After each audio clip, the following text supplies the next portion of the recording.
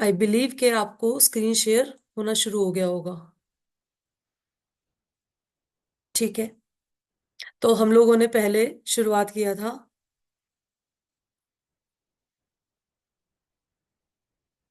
गोलोका धाम से। क्यों किया था गोलोका धाम से हमने शुरुआत? क्योंकि गोलोका धाम ही जाना है हर जीव को। हर जीव का जो डेस्टिनेशन है वो गोलोका धाम ही है। और गोलोका धाम में मैंने आपको बताया था बहुत सारा सुंदर सुंदर चीजें, जिसमें था यहाँ पर भगवान विराजमान है राधा रानी के साथ। यहाँ हमने पिक्चर खड़ी हुई लगाई हुई है भगवान की, लेकिन भगवान यहाँ पर विराजमान है। और उनके सिंहासन का जो कलर है दैट इज रेड, और वो बैठे हैं उसके ऊपर। और फिर भगवान के चारों तरफ ये षटकोण है, जिसे हम यज्ञ में आहुतियां डालने में, जब भी हम हमारे घर में कोई यज्ञ होता है, कोई भी ऑस्पिशियस काम होता है, तो उसमें हम लोग ये षटकोण जरूर से जरूर, हमारे यहाँ पंडित जी जब भी आते हैं तो बनाते हैं इसको।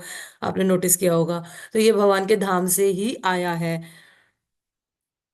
और इसमें हमने देखा था कि गोपाल गायत्री मंत्र है। ये देखिए, कृष्णाय वासुदेवाय देव की, कृष्णाय वासुदेवाय गोपीजन वल्लभाय स्वाहा। तो ये जो है मंत्र, जो गायत्री मंत्र है, गायत्री दीक्षित भक्तों को मिलता है, सेकंड इनिशिएटेड जो होते हैं। लेकिन इस मंत्र की पावर ये है कि ये मंत्र आपकी सारी इच्छाओं को पूरा करता है। पर इस मंत्र से अगर हम भौतिक इच्छाएं पूरी करते रहेंगे, भगवान मेरा स्वास्थ्य ठीक कर दो, भगवान मेरे घर में लक्ष्मी ला दो, भगवान मेरा बिजनेस अच्छा कर दो, भगवान ये कर दो वो कर दो, तो वो भौतिक इच्छाएं हो गई। फिर भौतिक इच्छाएं पूरी करने का मतलब है कि हम इसी संसार में फंसे हुए हैं, यहीं पे ही रहना चाहते हैं बार बार बार बार। जिसकी भौतिक इच्छाएं कम हो जाती है, जिसकी भौतिक इच्छाएं कम हो जाती है, उसे ये ब्राह्मण गायत्री मंत्र गुरु के द्वारा दिया जाता है, ताकि वो इसका यूज करके, इसका इस्तेमाल करके, इस मंत्र का जाप करके भगवान के धाम की कामना कर सके, भगवान की भक्ति की कामना कर सके। तो ऐसा बोला जाता है। और यहाँ पर जो ये क्लीम लिखा हुआ है, ये क्लीम मंत्र जो हम भूलोक की बात करते हैं, जब ये भूलोक है जिसमें हम रहते हैं, ये हमारा ब्रह्मांड है। मेरा नेटवर्क बहुत धीरे चल रहा है। ये हमारा ब्रह्मांड है जिसमें हम रहते हैं। इसमें आकर ये जो क्लीम मंत्र है, ये ओम बन जाता है। ये जो क्लीम मंत्र है ये ओम बन जाता है। फिर उसके बाद हमने देखा कि इस तरफ भगवान महाप्रभु के रूप में है, और इस तरफ राधा कृष्ण की लीलाएं चली, मतलब इस तरफ गौर लीलाएं हैं और इस तरफ कृष्ण लीलाएं हैं। और ये सारे के सारे जो जेम्स हैं, ये सारे पारसमणियां हैं। पारसमणि का मतलब है कि जिसको भी हाथ लगाया उससे मनोकामना, भगवान के धाम में हर चीज की जो प्राइसलेस है, हर चीज प्राइसलेस है। और प्राइसलेस होने के साथ साथ सुंदरता की बात यह है कि वहां पर कोई भी भक्त इन चीजों पे ध्यान नहीं देता, किसी को भी इनकी परवाह नहीं है, ये यूं ही पैरों में सबके पड़े हैं। हमारे यहाँ तो कोई 100 रुपए गिर जाए तो बंदा वो 100 रुपए उठाने के लिए भागेगा, लेकिन भगवान के धाम में ऐसा नहीं है। यहाँ पर कल्प वृक्ष है जो सारी इच्छाओं को पूरा करता है। ये कल्प वृक्ष के जो फल निकलते हैं वो यहाँ भौतिक आकाश के फलों से बहुत डिफरेंट होते हैं। ना इनमें गुठली होती, ना छिलका होता, बहुत रसीले होते हैं। और हाँ, बहुत रसीले होते हैं और बिल्कुल ताजा रहते हैं, कभी भी खराब नहीं होते। बहुत सारी चीजें हैं बताने के लिए, बहुत सारा मैं बताने लगूंगी तो फिर हम आगे नहीं पहुंच पाएंगे। फिर हमने बात किया था आपसे कि ललिता विशाखा सखियां जो भगवान की पर्सनल एसोसिएट्स हैं, पर्सनल जो सखियां हैं, भगवान की अष्ट सखियां, इनके नाम बताए थे। और साथ में ये भी बताया था कि ये जो हमारे गुरु वर्ग हैं उनमें ये सखियां कौन कौन है, ये भी आपको बताया गया था। जैसे ललिता सखी है जो गौर लीला में स्वरूप दामोदर है, विशाखा सखी रामानंद राय है, ऐसे करके आपको बताया गया था। फिर उसके बाद आपको बताया गया था कि उस सखियों के बाद मंजरियां आती हैं। सखियों और मंजरियों में बहुत ज्यादा फर्क नहीं होता, एज का डिफरेंस होता है, सिर्फ एज का डिफरेंस। यानी कि सखियां जो हैं वो उम्र में थोड़ी सी बड़ी होती हैं मंजरियों से, और मंजरियां जो है वो 6 से 8 साल की उम्र की होती हैं सारी। भगवान स्वयं 14 साल के हैं, उसके ऊपर उनकी उम्र बढ़ती नहीं है। और फिर ये मंजरियां हैं, और आगे नेक्स्ट पेटल्स में हमने आपको बताया था, यहाँ से दिखा के कि भगवान के सारे रसों का वर्णन है, सारे रस यहाँ से आपको दिखाए गए थे। माधुर्य रस, वात्सल्य रस, साख्य रस, दास्य रस और शांत रस। फिर आपको बताया गया था क्या माधुर्य रस में कौन कौन आते हैं, साख्य रस में कौन कौन आते हैं, वात्सल्य रस में कौन कौन से भक्त आते हैं, कैसे भगवान की 5 रसों में, मेन 5 रसों में सेवा होती है। वैसे 11 रस होते हैं, 5 रस मुख्य होते हैं, बाकी गुण होते हैं। तो इन इन रसों में भगवान की किस तरह से सेवा की जाती है।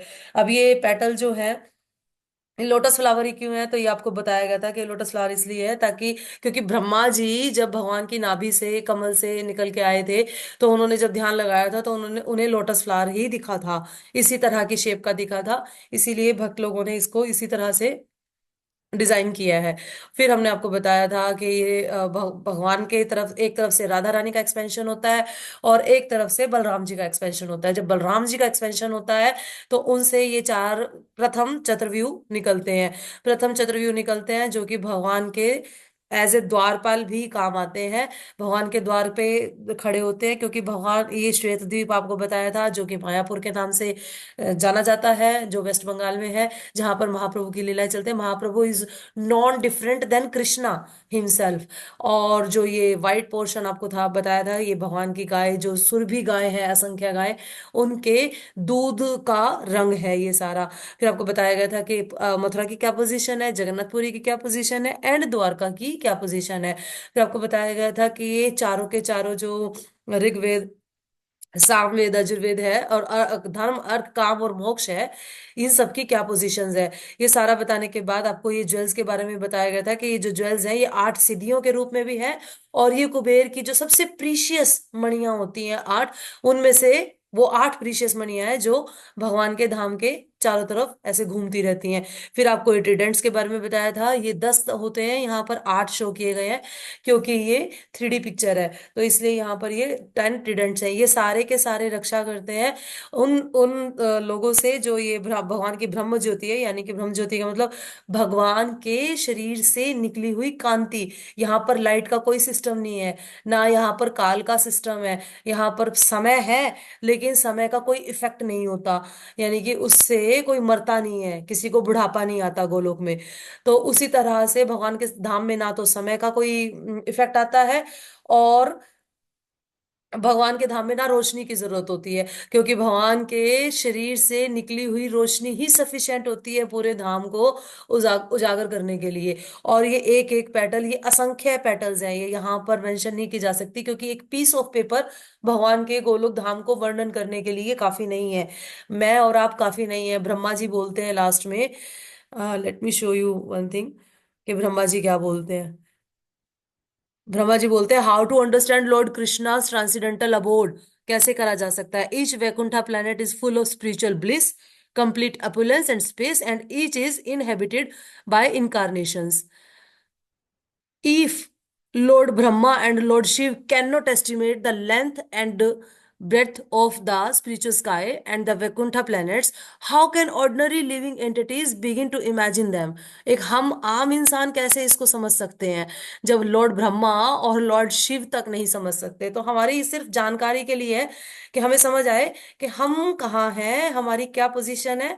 हमारी पोजीशन यहाँ आती है जाके, हम दिखाते हैं। अभी हमने देखा है सबने कहाँ हमारी पोजीशन आती है, ये है, यहाँ है हम, यहाँ।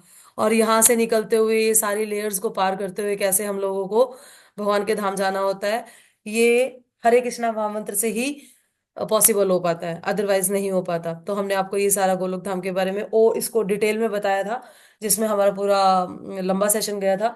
अभी ये शॉर्ट में बताना ही जरूरी है, इसको डिटेल में नहीं बता पाऊंगी मैं। फिर हमने बात किया था अयोध्या धाम का, जो जस्ट नीचे है गोलोक धाम के। और ये सभी ऋग्वेद, अथुर्वेद, सारे वेद, धर्म, अर्थ, काम, मोक्ष, ये सभी पर्सोनिफाइड फॉर्म में है, यानी कि लिविंग एंटिटी है। उसके बाद अयोध्या धाम की बात किया था, जहां पर भगवान का वात्सल्य भाव में, साख्य भाव में, दास्य भाव में सेवा होता है, इन सारे रसों में सेवा होता है भगवान का। और फिर आपको बताया गया था कि अयोध्या धाम के नीचे वैकुंठा धाम है। वो धाम था जो गोलोक धाम था। हम जो वृंदावन जाकर आते हैं वो गोकुल वृंदावन है, ये गोलोक वृंदावन है, वो गोकुल वृंदावन है। और इसमें मैंने आपको बताया था भक्ति विनोद ठाकुर जी महाराज, हमारे जो आचार्य वर्ग हैं, उन्होंने क्या डिफरेंस बताया था गोलोक धाम, गोलोक वृंदावन और गोकुल वृंदावन में। फिर हमने देखा वैकुंठा धाम। वैकुंठा धाम में फिर हम देखेंगे कि किस तरीके से भगवान यहाँ पर विराजमान है। वैकुंठा धाम कैसे आया, कैसे निकल के आया, संकर्षण से। पहले बलराम जी आए, एक तरफ राधा रानी आए, और फिर राधा रानी से ये सारी सखियों का एक्सपेंशन हुआ, बलराम जी से ये प्रथम प्रथम चतुर्व्यूह का एक्सपेंशन हुआ। फिर प्रथम चतुर्व्यूह में से जो संकर्षण है, उनसे इनका नारायण का, जो लक्ष्मी नारायण हम बोलते हैं, लक्ष्मी नारायण का इनका एक्सपेंशन हुआ, इनकी उत्पत्ति हुई। और फिर जब इनका एक्सपेंशन हुआ तो इनसे फिर द्वितीय चतुर्व्यूह निकला जो अपने कॉन्सर्ट्स के साथ यहाँ पर है। उसके पहले हम और थोड़ा इसको जूम आउट करके देखते हैं। देखिए, जैसे कि ये सिंहासन है, यहाँ पे रेड कलर का दिखाया गया है लेकिन ये व्हाइट कलर का है। और यहाँ पर गायत्री मंत्र भी है, आप थोड़ा सा और ध्यान से देखेंगे तो ओम भूर्भुवः स्वः तत्सवितुर्भर्वण्यं भर्गो देवस्य धीमहि धियो यो न प्रचोदयात्। ये जो हम गायत्री मंत्र बोलते हैं ये डायरेक्ट वैकुंठा से आया हुआ है। वैकुंठा या ऐसी जगह जहां पर कोई कुंठा नहीं है, जहां पर कोई किसी से ईर्ष्या नहीं करता, जहां पर कोई किसी से द्वेष नहीं करता, जहां पर उनके पास सिर्फ एक ही काम है, भगवान की सेवा, कैसे भगवान की सेवा की जाए। पर यहाँ पर दास्य भाव है, ज्यादा प्रोमिनेंट है दास्य भाव। और यहाँ पर साख्य भाव, वात्सल्य भाव, माधुर्य भाव प्रोमिनेंट है। तो यहाँ पर जो दास्य भाव प्रोमिनेंट है उसके अकॉर्डिंग सभी सेवा करते हैं। भगवान की थ्री प्रिंसिपल वाइव्स होती हैं जिनमें से पहले श्री लक्ष्मी जी है, और फिर भूलीला और भूदेवी और लीला देवी है। साउथ में मैंने आपको बताया था कि श्रीरंगम टेम्पल है जो उसको सेम ऐसे डिजाइन किया गया है जैसे कि ये वैकुंठा धाम है, इसके सात आवरण है। और गरुड़ जी और ऐश्वर्य वैराग्य ये सभी भगवान की सेवा में पर्सोनिफाइड फॉर्म में लगे हुए हैं। और उसके बाद आपको बताया गया था कि जो गोलोक धाम के अंदर अष्ट सखियां हैं उन्हीं को यहाँ पर वही सखियां इन नाम से आई हुई है, भैरवी सत्या ईशाना इन नाम से आई हुई हैं। फिर भगवान के सारे इंटरनल जो एसोसिएट्स होते हैं, जो पार्षद होते हैं, नित्य पार्षद होते हैं, वो भगवान के साथ रहते हैं हमेशा। चाहे भगवान किसी भी फॉर्म में आते हैं, चाहे भगवान गौर लीला में भी आए, चैतन्य महाप्रभु की लीला में कुछ मैनिफेस्टेड थे, कुछ अनमैनिफेस्टेड थे, लेकिन आए सभी के सभी पार्षद, सारा भगवान का कहते हैं सारा सेटअप उठ के आता है एक साथ भगवान की लीलाओं में सहयोग करने के लिए। तो इस तरह से सेम वही चीजें आपको मिलेगी। फिर इसके बाद नारायण ने यहाँ पर फिर चार एक्सपेंशन किए, दैट इज द्वितीय चतुर्व्यूह। और फिर इस द्वितीय चतुर्व्यूह में से जो संकर्षण है, ये वाले जो संकर्षण है, यहाँ से फिर दो और हुए थे, दैट इज सदाशिव लोक और गर्भोदक्षा कारणोदक्षाई विष्णु, यहाँ इन संकर्षण से हुए थे। उसके अलावा भगवान के ये 24 अवतार है, ये वो 24 अवतार नहीं है जो श्रीमद् भागवतम में है। श्रीमद् भागवतम में डिफरेंट अवतार है और ये वाले 24 अवतार अलग है। ये थर्ड लेयर में है शायद, हाँ थर्ड लेयर में है। और उसके बाद फिर फोर्थ लेयर में जो आते हैं वो दशावतार आते हैं भगवान के, जो भगवान के दशावतार है। अब हमने बताया था आपको कि पहचान कैसे होती है।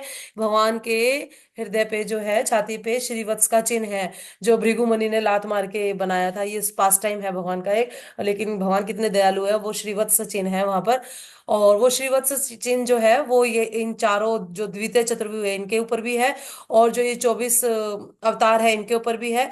और जो ये भगवान के 10 अवतार है जिनको हम, जयदेव गोस्वामी ने लिखा हुआ है, केशव धृता नरहरि रूपा, केशव धृता वामन रूपा, इस तरह से करके, तो वो सारे के सारे अवतारों के ऊपर श्रीवत्स का चिन्ह है।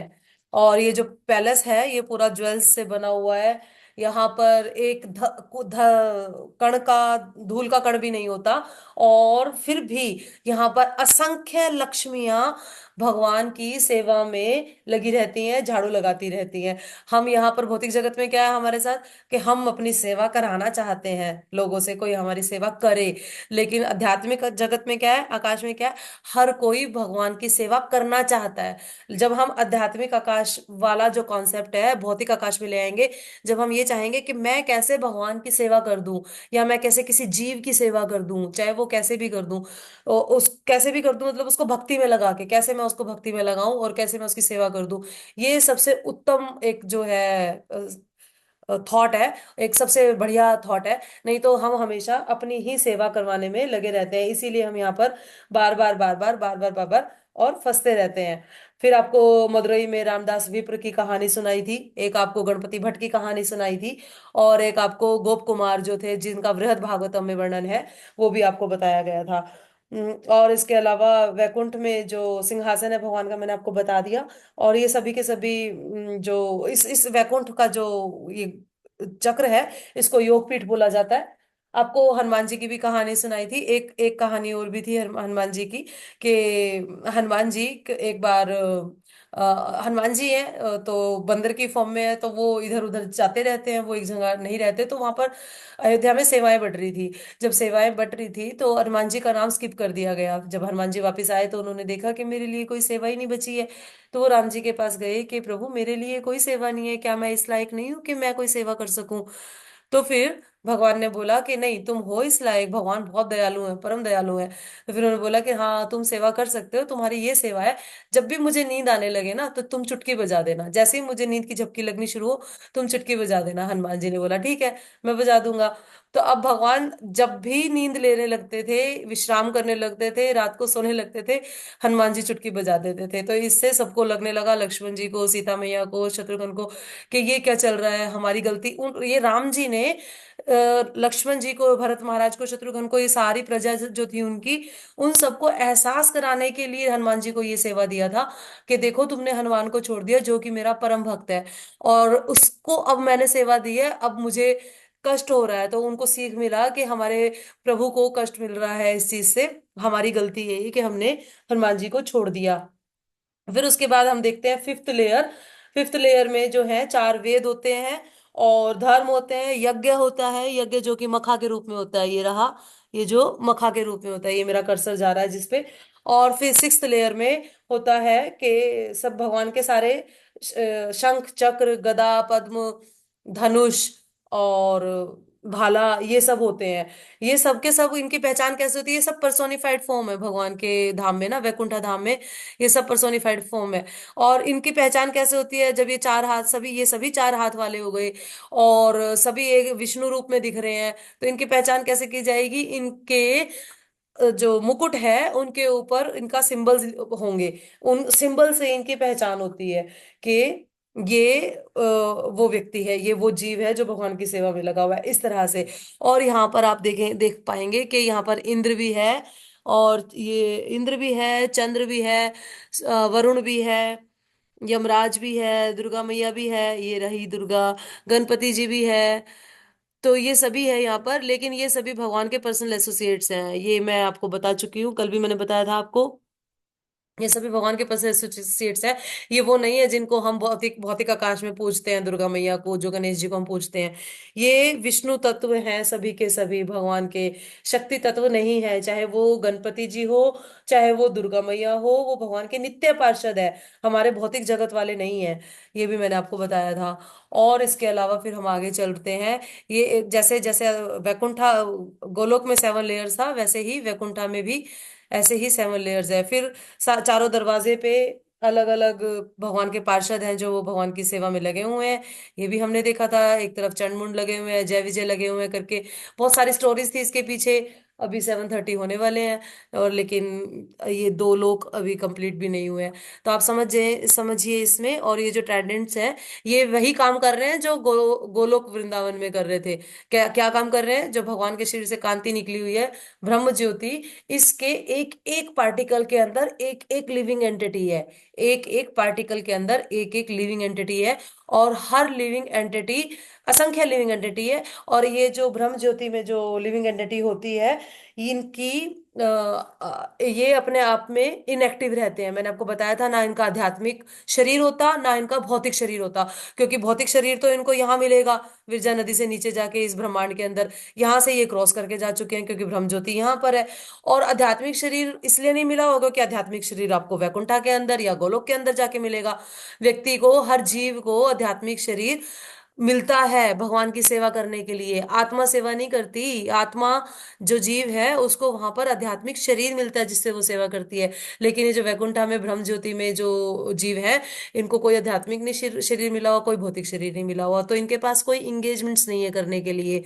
तो ये यहाँ पर ध्यान लगाते रहते हैं, उसके बाद जब ये फेडअप हो जाते हैं तो ये यहाँ पर घुसने की कोशिश करते हैं वैकुंठा में और गोलोक में। लेकिन इनको किसी ना किसी तरीके से यहाँ पर हमारे जो दिक्पाल और सब बैठे हैं, ये रोकते हैं। आफ्टर दैट हमने बात किया था महेश धाम का, जिसमें से जैसे हमने आपको बताया था कि संकर्षण है, उनसे फिर 2 एक्सपेंशन हुए, दैट इज सदाशिव और कारणोदकशाय विष्णु। सदाशिव जो है वो ऊपर है, आध्यात्मिक आकाश में है, लेकिन कारणोदकशाय विष्णु है जो विरजा नदी के दूसरी तरफ है। ये विरजा नदी के एक तरफ और ये दूसरी तरफ, दोनों भगवान संकर्षण से जो निकले हुए इनकारनेशन है वो अलग अलग लेवल पे है। विरजा नदी आध्यात्मिक और भौतिक आकाश के बीच की एक महीन धारा है, एक महीन लाइन है, जिसको बताया था मैंने आपको, नारद मुनि की कथा सुनाई थी, और भगवान के पसीने से बनी है ये भी बताया था। और वामन देव जी के अंगूठा जब लगा था, जब बलि महाराज ने 3 पग भूमि मांगा था, तो वो अंगूठे से भी जो इसमें विरजा नदी में छेद हुआ था, वो छेद आके पहले, सबसे पहले यहाँ गया था सत्यलोक में, ब्रह्मा जी के पास। और फिर ब्रह्मा जी के पास से हम आपको दिखाएंगे बाद में कि ये कहाँ गया था। ये सुमेरु पर्वत पे आया था, जो कि इस तरफ है। अभी आज उसका ही डिस्कशन करेंगे आपके साथ।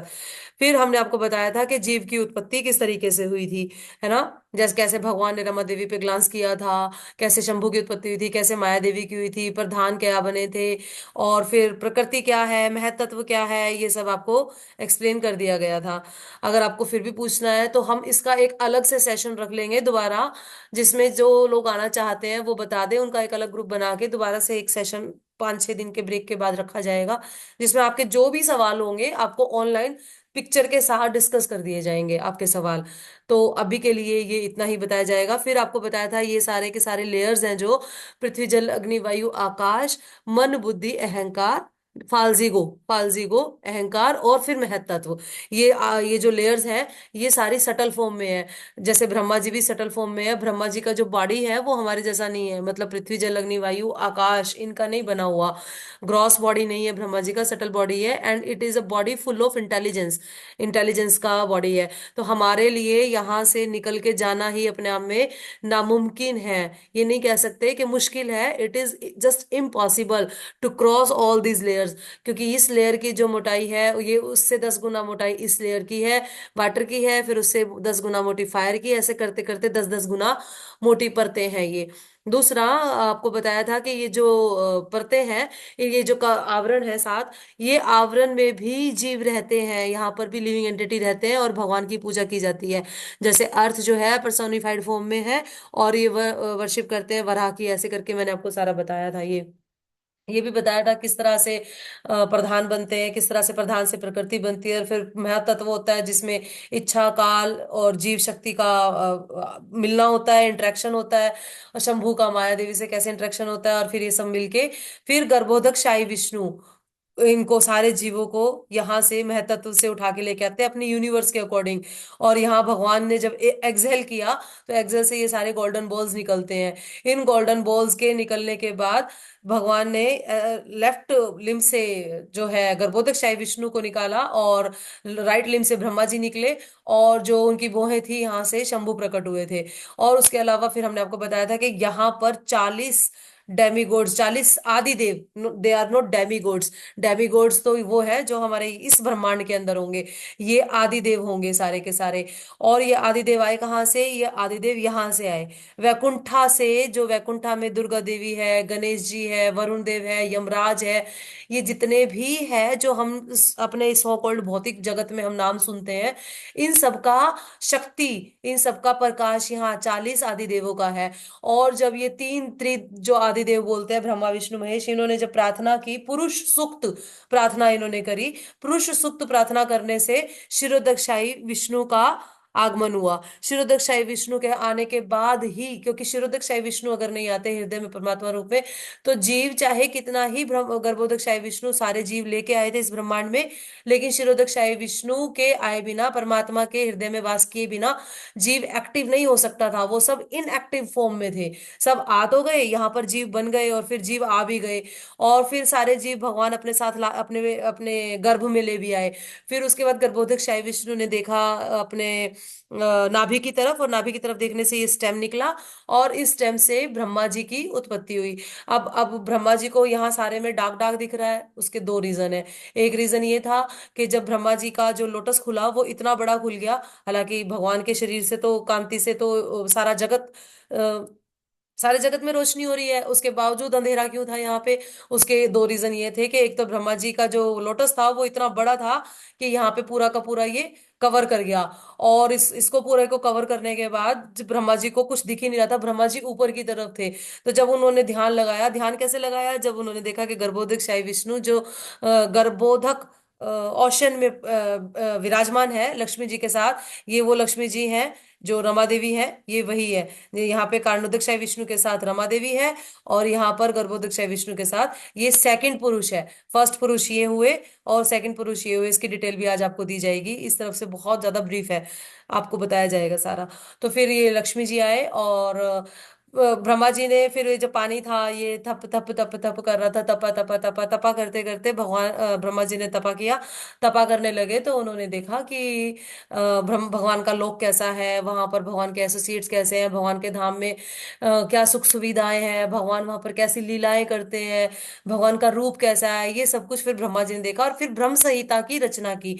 जब ब्रह्म संहिता की रचना की तो वो फर्स्ट श्लोक ही था जो उस दिन हमने पढ़ा था फर्स्ट डे पे, है ना? जो ब्रह्मा जी ने फर्स्ट श्लोक जिससे हमारा ये चार्ट शुरू हो रहा था बनना, फर्स्ट श्लोक की रचना की ब्रह्मा जी ने, के तभी हमें गोलोक चार्ट का पता लगा कि सबसे नीचे देवी धाम है जी, और फिर उसके ऊपर नेक्स्ट महेश धाम है, फिर उसके ऊपर नेक्स्ट हरि धाम है, और फिर उसके ऊपर कृष्णा का अपना एक धाम है जिसका नाम है गोलोका।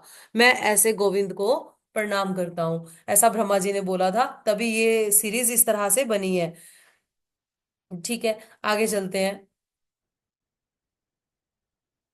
आगे चलते हैं। तो अभी अभी आपको यहां तक बताया गया था कि जो एक एक ब्रह्मा जी ये हो गए, और एक ब्रह्मा जी यहाँ पर है, वो ब्रह्मा जी यहाँ पे हिरण्यगर्भ ब्रह्मा है। ये हमारे भौतिक ब्रह्मांड के बाहर है हिरण्यगर्भ गर्भ ब्रह्मा।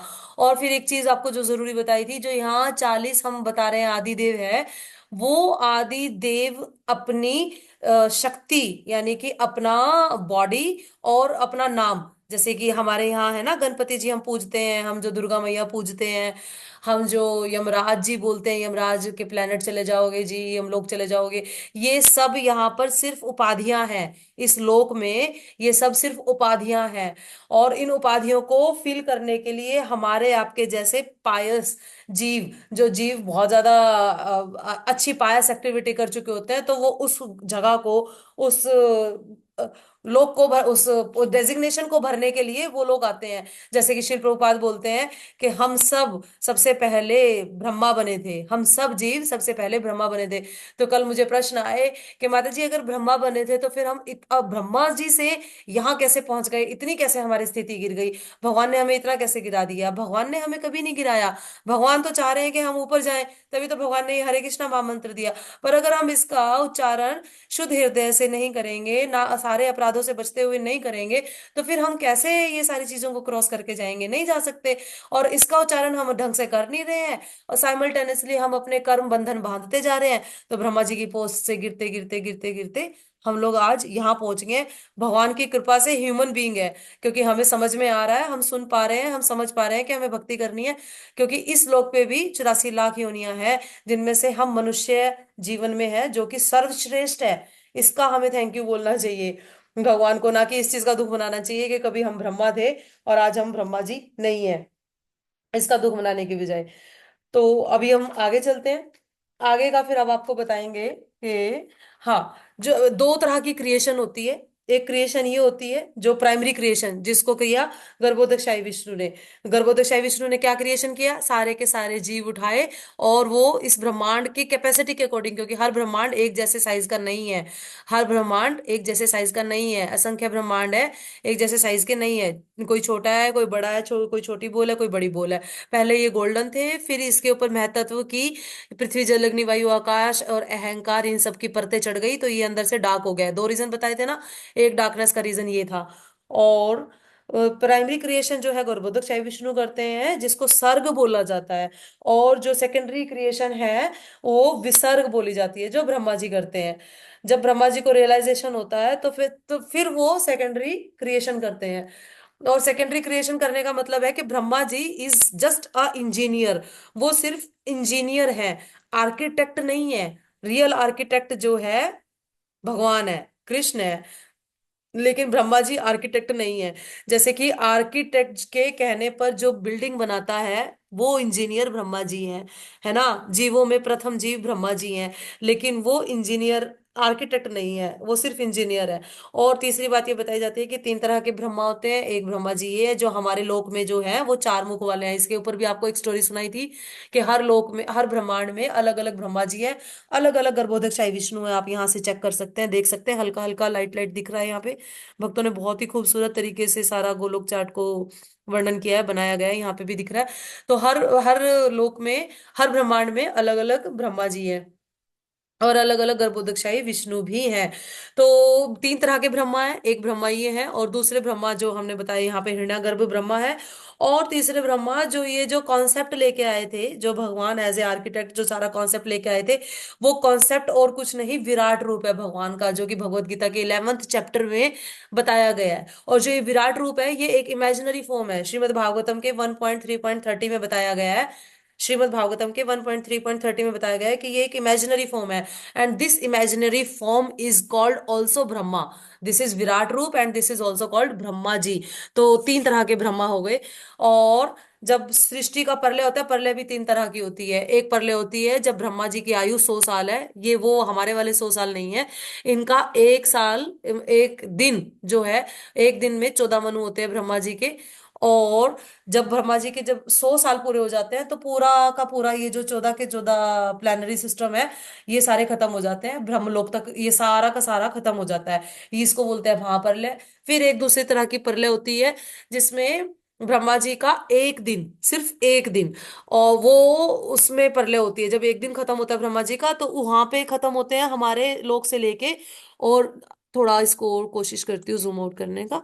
हाँ, हमारे लोक से लेके और स्वर्गलोक तक, यानी कि स्वर्गलोक तक सब कुछ खत्म हो जाता है। फिर स्वर्गलोक के बाद महरलोक तक भी कई बार पानी पहुंच जाता है, और महरलोक में जो लोग रह रहे होते हैं फिर वो ऊपर की तरफ जनलोक की तरफ जाते हैं। आज इसको डिस्क्राइब करेंगे आपको सारा। और फिर तीसरी तीसरी जो प्रलय होती है, वो सिर्फ हमारी हमारी जो यहाँ पर हम रह रहे हैं, अर्थ भू, ये होती है जब ब्रह्मा जी का एक मनवंतर बदलता है। जब ब्रह्मा जी का एक मनवंतर से दूसरे मनवंतर पे जाते हैं, तब हमारी पृथ्वी पृथ्वी की प्रलय होती है। तो एक प्रलय ये हुई। दूसरी प्रलय जब ब्रह्मा जी का एक दिन होता है, तब ये जब पृथ्वी स्वर्गलोक तक प्रलय हो जाती है। और फिर तीसरी प्रलय जब ब्रह्मा जी के 100 डेज कंप्लीट हो जाते हैं, that is very big digits, बहुत बड़ा नंबर है वो, कि कितने अरबों सालों के बाद ऐसा होता है। हम लोग नहीं देखने के लिए बैठे हुए कि तो ये जो हम गोलों का चार्ट समझ रहे हैं, इसका मेन जो पर्पस है वो सिर्फ और सिर्फ इतना, आई मीन मेरा समझाने का पर्पस इतना है कि हमें समझ आए कि हमारी स्थिति क्या है, भगवान की स्थिति क्या है, और हमें ये मनुष्य जन्म किस लिए मिला है, कितना मुश्किल है अगर हम हरि नाम को ध्यान से नहीं लेते तो भगवान के धाम में जाना, और सिर्फ भगवान की शरण ग्रहण नहीं करते तो कितना ही मुश्किल है, इम्पॉसिबल है, जस्ट लाइक इम्पॉसिबल। बस यही पर्पस है, और हम आप भी इसी पर्पस से, इसी भावना से अगर इसको समझेंगे तो ये बहुत सुंदर रहेगा आपके लिए भी। और ये जो फिर गर्भोदक शैव विष्णु हमने बताया आपको कि तीसरे और सेकंड पुरुष है, इनको सेकंड पुरुष बोला जाता है। और जब सृष्टि बनाने की बात हो जाती है, तो फिर गर्भोदक शैव विष्णु है, यहाँ से चले जाते हैं, यहाँ से उठ के चले जाते हैं। लेट मी शो यू, इधर से दिखाती हूँ आपको थोड़ा। ये देखिए, ये यहाँ पे आपको वासुकी दिख रहे हैं, यहाँ पे आपको दिख रहे होंगे नाग। तो ये वही है जो जिसके ऊपर गर्भोदक शाही विष्णु विश्राम कर रहे थे। लेकिन अब यहाँ से गर्भोदक शाही विष्णु उठ के चले जाते हैं, कहाँ चले जाते हैं, ब्रह्मलोक चले जाते हैं वो। सत्यलोक में गर्भोदक शाही विष्णु की आराधना होती है। सत्यलोक यानी कि Brahmalok, the abode of Lord Brahma, यहाँ पर भगवान विष्णु की गर्भोदक शाही विष्णु की पूजा की जाती है। किस रूप में की जाती है, महापुरुष के रूप में की जाती है। और वहां पर ही लक्ष्मी जी और गरुड़ जी भी उनके साथ ही होते हैं।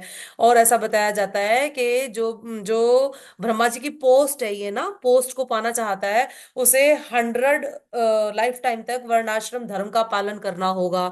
अगर वो बिना रुके 100 लाइफ टाइम्स ब्रह्माश्रम धर्म का पालन कर लेता है, तो उसे ब्रह्मा जी की पोस्ट मिल जाती है, ऐसा बताया जाता है। और फिर उसके बाद सेकंड आता है तपोलोक। तपोलोक में भी यही है, जो वर्णाश्रम धर्म का पालन करते हैं सख्ती से, वो लोग जाते हैं। तपोलोक में ज्यादातर चार कुमार रहते हैं, ये देखो बताया गया है, four Kumars, the abode of the four Kumars. ये चार कुमार पहले भगवान के भक्त नहीं थे, ये पहले इम्पर्सनलिस्ट थे। लेकिन जब ये भगवान के धाम गए भगवान से मिलने, जब जय विजय ने इनको रोका था और इन्होंने श्राप दिया था, और फिर जय विजय के तीन जन्म हुए थे, रावण और कंस इस तरह से करके, तो वो हिरण्यकशिपु और हिरण्याक्ष करके जब जन्म हुए थे जय विजय के, जो भगवान के द्वारपाल है, इन चार कुमारों के श्राप से ही हुए थे। जब इन चार कुमारों ने भगवान के दर्शन किए, भगवान के पैर के अंगूठे को ही देखा, श्रीमद् भागवत में बताते हैं, तो देखते ही उनका मन बदल गया और वो भगवान की भक्ति में लग गए। इम्पर्सनलिस्ट से वो सीधे भगवान के भक्त बन गए। और तो ये चार कुमारों का लोक है ये वाला। और इसमें वासुदेव की पूजा होती है, और यहाँ पर ध्यान द्वारा वर्शिप की जाती है, भगवान का ध्यान लगाया जाता है। चार प्रोसेस होती है पूजा करने की, एक ध्यान, एक यज्ञ, एक विग्रह सेवा, और एक कीर्तन, जपा। यानी कि हम अगर जपा भी कर रहे हैं तो भगवान की वर्शिप कर रहे हैं। तो अगर हम वर्शिप करते हुए कुछ गड़बड़ करते हैं, ध्यान से नहीं करते हैं, तो फिर वो वर्शिप का जो रिजल्ट है वो बहुत खास अच्छा नहीं हो पाता। सुकृति मिलेगी हमें, क्योंकि भगवान का नाम है आफ्टर ऑल, लेकिन वो उसके रिजल्ट्स नहीं आ पाते जो आने चाहिए। फिर इसके बाद हम देखते हैं जनलोक। जनलोक नैष्टिक ब्रह्मचारी रहते हैं जहाँ पर, और लॉर्ड नरसिंह देव की पूजा की जाती है यहाँ पर। और लॉर्ड नरसिंह देव के साथ उनकी पत्नी दिव्य सरस्वती रहती है। ये वो सरस्वती नहीं है जो ब्रह्मा जी की वाइफ है, यहाँ पर दिव्य सरस्वती रहती है जनलोक में। और यज्ञ का प्रोसेस होता है सेवा करने का, जैसे मैंने आपको बताया ना, पूजा चार तरह से की जाती है, ध्यान, यज्ञ, विग्रह सेवा और कीर्तन। इन चार तरह से होती है। तो यहाँ पर जनलोक में जो प्रोसेस है वो यज्ञ है। फिर महरलोक आता है। महरलोक में सारे के सारे परफेक्ट जो गृहस्थास होते हैं वो रह रहे होते हैं। परफेक्ट गृहस्थास जो वर्णाश्रम धर्म का पालन करते हुए गृहस्थ होते हैं। ग्रह मेधी नहीं, ग्रह भेदी नहीं, गृहस्था, ग्रह मेधी नहीं, गृहस्था। तो जो वो कर रहे होते हैं और उनका जो वर्शिप करते हैं वो भगवान योगेश्वर की वर्शिप करते हैं। और यहाँ पर भी यज्ञ की प्रोसेस से ही भगवान की सेवा की जाती है। और उसके अलावा उसके ये सारा का सारा वर्णन दिया गया है प्रलय का। और ये सारा वर्णन दिया गया श्रीमद् भागवतम के 8th कैंटो के चैप्टर 1 और के श्लोक संख्या 5 और 13 में दिया गया है। और चैतन्य चेतामृत के आदि लीला 3.5 to 10 में दिया गया है। कि इसमें क्या दिया गया है, जो इस सप्त ऋषि की डिटेल्स हैं, जैसे कि जब मनु बदलते हैं, वो मनु सप्त ऋषि ही होते हैं। और जो सप्त ऋषि की जो डिटेल्स हैं वो सारी की सारी आदि लीला, चैतन्य चेतामृत की आदि लीला के चैप्टर 3 के 5 to 10 प्रेयर में दी गई है। ऐसा। और दूसरी बात ये कि अभी अभी आपको पहले इन लोगों के बारे में बताते हैं। फिर ये एक ध्रुव लोक है, ये आपको दिख रहा है ध्रुव तारा। ध्रुव तारा, ये ध्रुव लोक। इसकी खास बात बताती हूँ मैं आपको। इसकी खास बात ये है कि ये इटर्नल है, ये शाश्वत है। चाहे ब्रह्मा जी का एक मनु कंप्लीट हो, चाहे ब्रह्मा जी का एक दिन कंप्लीट हो, चाहे ब्रह्मा जी के 100 दिन कंप्लीट हो, चाहे ये सारा का सारा ब्रह्मांड खत्म हो जाए, लेकिन ध्रुव लोक कभी भी खत्म नहीं होता। ये इटर्नल है, गोलोक धाम की तरह। ये स्पेशलिटी है ध्रुव लोक की। ध्रुव महाराज को भगवान ने ये आशीर्वाद दिया हुआ है कि ये कभी भी खत्म नहीं होता। और यहाँ पर क्षीरोदक विष्णु की, जो श्वेत द्वीप में रहते हैं, ये जो क्षीरोदक विष्णु है जो श्वेत द्वीप में रहते हैं, उनकी वर्शिप की जाती है। जब आपने कथा में सुना होगा, कई बार हमने स्टोरीज में भी देखा है कि ब्रह्मा विष्णु महेश मिलके भगवान के पास जाते हैं और भगवान से प्रार्थना करते हैं, भगवान पृथ्वी पे बहुत ज्यादा दिक्कत आ रही है, आप ये अवतार लो, आप ये अवतार लो, आप आओ, आप आओ। जैसे नरसिंह देव आए थे जब हिरण्यकशिपु को मारना था, तो ये सारे के सारे जो ब्रह्मा विष्णु महेश है सब मिलके कारण क्षीरोदक विष्णु के श्वेत द्वीप यहाँ जाते हैं।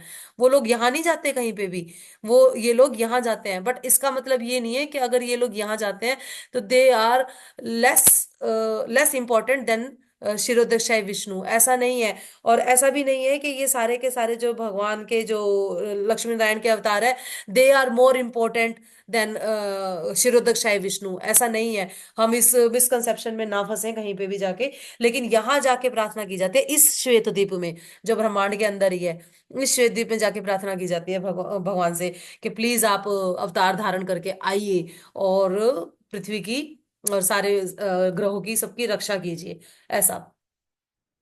और ये जो ध्रुव लोक है, ये है महरलोक और स्वर्ग लोक के बिल्कुल बीच में है, जैसा कि आपने देखा, महरलोक और स्वर्ग लोक के बीच में है। स्वर्ग लोक जो है वहां पर मिश्रित भक्त रहते हैं। वहां पर भक्त रहने का मतलब वो सेवा भी करना चाहते हैं भगवान की, और वो सुख भी भोगना चाहते हैं, मटेरियल सुख। भगवान की सेवा का सुख तो अपने आप में अल्टीमेट है, उसका कोई मुकाबला भी नहीं है। लेकिन ये जो स्वर्ग लोक में है, ये लोग भगवान की सेवा भी करना चाहते हैं, और थोड़ा थोड़ा भौतिक सुख भी इनको चाहिए। यहाँ पर वामन देव की पूजा होती है उपेंद्र के रूप में। बृहद भागवत अमृत में भी एक वर्णन आता है, जब गोप कुमार जो वो थे, जब ट्रैवल कर रहे थे तो वो स्वर्ग भी गए, और नारद मुनि भी स्वर्ग गए, और उन्होंने देखा कि स्वर्ग में जाके इंद्र से पूछा कि इंद्र आप भगवान के सबसे प्रिय हो। तो जब इंद्र ने बोला कैसे लगा मैं आपको सबसे प्रिय भगवान का, तो नारद मुनि ने कहा क्यों, आपके यहाँ पर भगवान उपेंद्र रूप में, वामन देव ही तो है, वामन देव साक्षात कृष्ण है, तो वामन देव आपके यहाँ उपेंद्र रूप में है। तो फिर इंद्र ने बोला कि उपेंद्र रूप में है, लेकिन वो कभी कभी आते हैं यहाँ पर, हमेशा नहीं रहते, कभी कभी आते हैं। वो बेशक मेरे भाई है, लेकिन वो कभी कभी आते हैं, तो मैं उनका प्रिय नहीं हूँ, आप इसके ऊपर जाएं। फिर उन्होंने उसके ऊपर के लोकों में भेजा था। ये बहुत बड़ा एक सुंदर, बहुत ही खूबसूरत वर्णन है जो कि आया हुआ है शास्त्रों में। फिर इसके बाद आता है भूवर लोक। भूवर लोक टू पार्ट्स में डिवाइड होता है। दैट इज स्वर्ग लोक के सर्वेंट, जहाँ पे स्वर एक ऊपर का पार्ट है जो भूवर लोक है, जो ये भूवर लोक दो पार्ट्स में डिवाइड होता है, जिसमें कि ऊपर के पार्ट्स में स्वर्गलोक के सर्वेंट्स रहते हैं, दैट इज गंधर्व, किन्नर, अप्सराएं, ये सब ऊपर के पार्ट्स में रहते हैं। और नीचे के पार्ट्स में रहते हैं यक्षज, पिशाच। यक्षज कौन से होते हैं? यक्षज होते हैं जो कि राजा जो कुबेर है उनके हेल्पर होते हैं, उनको हेल्प करते होते हैं, ये यक्षज होते हैं। और यक्षज और पिशाच ये सभी रह रहे होते हैं यहाँ पर। और यहाँ पे भी जो प्रिंसिपल डिटी है, यानी कि भूवर में जो प्रिंसिपल डिटी है, सेम जैसे स्वर्गलोक में है वैसे ही भूवर में है, उपेंद्र ही है। फिर आ जाते हैं हमारी पृथ्वी की बात। आई एम एक्सट्रीमली सॉरी, मुझे लग रहा है कि मैं बहुत जल्दी जल्दी बोल रही हूँ, बट समय की बाउंडेशन है, इस वजह से बोलना पड़ रहा है मुझे ऐसे। आप चाहेंगे तो मैं धीरे बोल दूंगी, आप मुझे मैसेज छोड़ सकते हैं अगर आपको लग रहा है कि जल्दी बोल रही हूँ तो। लेकिन आपको मेरे साथ बना रहना पड़ेगा, कंडीशन इज दैट। आप लोग चले जाएंगे तो फिर मैं किसको ही बताऊंगी, इसलिए मुझे जल्दी जल्दी अटेम्प्ट करना मेरी आई मीन कंपल्सरी है मेरे लिए ये। तो इसके आगे फिर पृथ्वी लोक आ जाता है, हमारा लोक, दैट इज हमारा लोक है ना, जिसमें हम बैठे हैं यहाँ पर। तो यहाँ पे जो प्रिंसिपल डीटी है वो भी भगवान के ही रूप है, दैट इज नर नारायण। और जो पृथ्वी लोक को हम बोलते हैं ना, ये तो गोल है, गोल है पृथ्वी, गोल है, बॉल की तरह। बॉल की तरह नहीं है पृथ्वी, पृथ्वी एक डिस्क की तरह है। इसका वर्णन भी Shrimad Bhagavatam canto 5 chapter number 24 में आया हुआ है। इसका पूरा का पूरा वर्णन दिया गया है। और इसके नीचे के जो पृथ्वी लोक से जो नीचे के जो प्लैनेट्स हैं, हम बोल तो देते हैं तो नीचे के प्लैनेट्स में जाओगे तुम, नीचे के प्लैनेट्स में जाओगे, पर नीचे के प्लैनेट्स में जो ऐश्वर्य है ना, जो अपुलेंस है, वो इक्वल टू ऊपर के प्लैनेट्स हैं। यहाँ पर बहुत सारी सुख सुविधाएं हैं इन प्लैनेट्स में, बहुत सारी सुख सुविधाएं हैं, हम इमेजिन भी नहीं कर सकते। और बल्कि ब्रह्मलोक में तो जन्म मृत्यु भी नहीं है। जो सत्यलोक में है, यहाँ पर जन्म मृत्यु नहीं है, सॉरी, यहाँ पर जन्म मृत्यु है, बीमारी और बुढ़ापा नहीं है। सिर्फ और सिर्फ जन्म मृत्यु है, बीमारी और बुढ़ापा नहीं है। इसी तरह से यहाँ पर भी भूवर लोक के नीचे वाले लोकों में भी काल का प्रभाव नहीं है, यानी कि यहाँ पर भी बीमारी और बुढ़ापा नहीं है, जन्म और मृत्यु। और ये बहुत अपुलेंस है यहाँ पर, बहुत सारा ऐश्वर्य है यहाँ पर, बहुत ही सारा।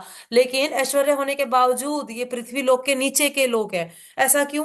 ऐसा इसलिए क्योंकि यहाँ पे जितने भी लोग हैं, इनमें से सिर्फ एक लोग जिसमें बलि महाराज राज करते हैं, उसके अलावा ये वाला सुतल लोक जो है जिसमें बलि महाराज राज करते हैं, उसके अलावा कोई भी कृष्ण को परमेश्वर नहीं मानता।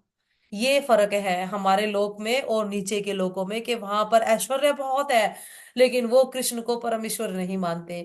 और जब वो कृष्ण, और फिर वहां यहाँ पर चांसेस भी बहुत कम है इनके यहाँ से निकलने के ना। क्यों कम है चांसेस यहाँ से निकलने के इन लोगों के?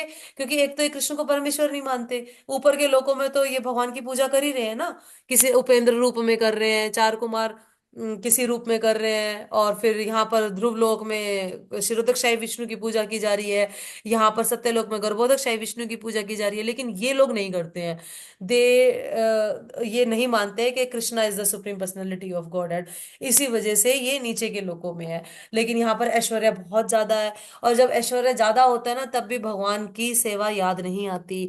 तो हम बहुत बढ़िया जगह पे बैठे हुए हैं ना, हमारे पास बहुत ज्यादा ऐश्वर्य है, और हमारे को मनुष्य जन्म भी मिला हुआ है, हम भारत भूमि में भी पैदा हुए हैं, हम इस्कॉन की संस्था से भी जुड़ गए हैं जहां पर शास्त्र हैं, है ना, जहां पर गुरु वर्ग है, आचार्य है। और फिर दूसरा, भगवान ने हमें सफिशिएंट बुद्धि दी है भक्ति करने के लिए, हरे कृष्णा महामंत्र हमारे हाथ में है। और थोड़े थोड़े हमें दुख भी आते रहते हैं बीच बीच में, दुख और सुख का कॉम्बिनेशन यहाँ चलता रहता है। बहुत ज्यादा ऐश्वर्य नहीं है, ताकि भगवान का नाम हमें याद रहे हमेशा, हम भूले ना भगवान के नाम को, इस तरह से। ले और नीचे के लोकों में भी ना, यहाँ तक है सिर्फ सूर्य की किरण, जो सूर्य की रोशनी है वो हमारे लोक तक है, इसके नीचे के लोकों में सूर्य की रोशनी नहीं है। अब कहोगे कि यहाँ तो भगवान को भी नहीं मानते हैं, सूर्य की रोशनी भी नहीं है, तो फिर रोशनी किस चीज की है? तो यहाँ पे जो नाग्स हैं, ज्यादातर नाग है यहाँ पे, नागों का के ये लोक है। तो नाग लोकों के में जो नागों के ऊपर मणियां होती है ना, उन मणियों से वहां पर सारा रोशनी होता है, जितना होता है बस मणियों से ही होता है सारा रोशनी। और फिर उसके बाद हम अतल पे चलते हैं। भू भू के बाद अतल में, यहाँ पर माया दानव है, जो माया दानव का बेटा रहता है, दैट इज बल, वो कंट्रोल करता है इस प्लेनेट को। और फिर वितल है, यहाँ पर लॉर्ड शिवा रहते हैं। देखिए आप, लॉर्ड शिवा रहते हैं। लॉर्ड शिवा आपको लगता होगा कैलाश में रहते हैं, नहीं, वो कैलाश पर्वत पे नहीं रहते हैं। कैलाश पर्वत पे उनके सिर्फ गण रहते हैं। कैलाश पर्वत पे अभी आपको दिखाएंगे, वहां का भी व्यू दिखाएंगे, वहां पे उनके सिर्फ गण रहते हैं। वितल में रहते हैं लॉर्ड शिवा। और फिर सुतल में बलि महाराज रहते हैं, जो कि प्रहलाद महाराज के पुत्र हैं, जिन्होंने वामन देव को 3 पग भूमि दी थी। और फिर तलातल में माया दानव रहता है। और ये जो माया दानव है, ये इसके पास बहुत सारी मिस्टिक पावर्स थी। और ये तलातल में ना, यस, तलातल में दे हेयर माया दानव रहता है। इसके पास बहुत सारी मिस्टिक पावर्स थी, और वो मिस्टिक पावर्स का यूज करके उसने 3 पुर बनाए थे बड़े बड़े, जिन पुरों को शिवजी ने तोड़ा था और उसका अहंकार भी तोड़ा था, इसीलिए शिवजी को त्रिपुरारी कहा जाता है। आपने सुना होगा शिवजी का एक नाम और है त्रिपुरारी। उसके बाद से ये माया दानव शिव जी का भक्त बन गया था, बहुत अच्छा। और ये अपने आप में इस चीज का भी घमंड करता था कि जब शिव जी मुझे प्रोटेक्ट करते हैं, तो मेरा कृष्ण क्या ही बिगाड़ सकते हैं। लेकिन फिर शिव जी बोलते थे कि मैं अगर अगर कृष्ण चाहेंगे तो मैं भी तुझे प्रोटेक्ट नहीं कर पाऊंगा, ऐसा होता था। तो कृष्ण ने उसका भ्रम तोड़ा भी था माया दानव का, इस तरह से बताया जाता है। फिर उसके बाद आता है महातल। महातल के अंदर, महातल में नाग रहते हैं। और इनकी कथा इस तरीके से आती है कि यहाँ पर जो कश्यप मुनि की 2 वाइफ्स थी, एक कद्रु और एक वनिता। और वनिता के जो बच्चे थे वो अरुण और गरुड़ थे। और जो कद्रु थी, कद्रु के जो बच्चे थे वो सारे सांप थे। सांपों सांपों को पैदा किया था उन्होंने, नागों को, है ना। और फिर सांपों ने फिर क्या किया, चीटिंग करके वो जो वनिता थी उसको किडनैप कर लिया।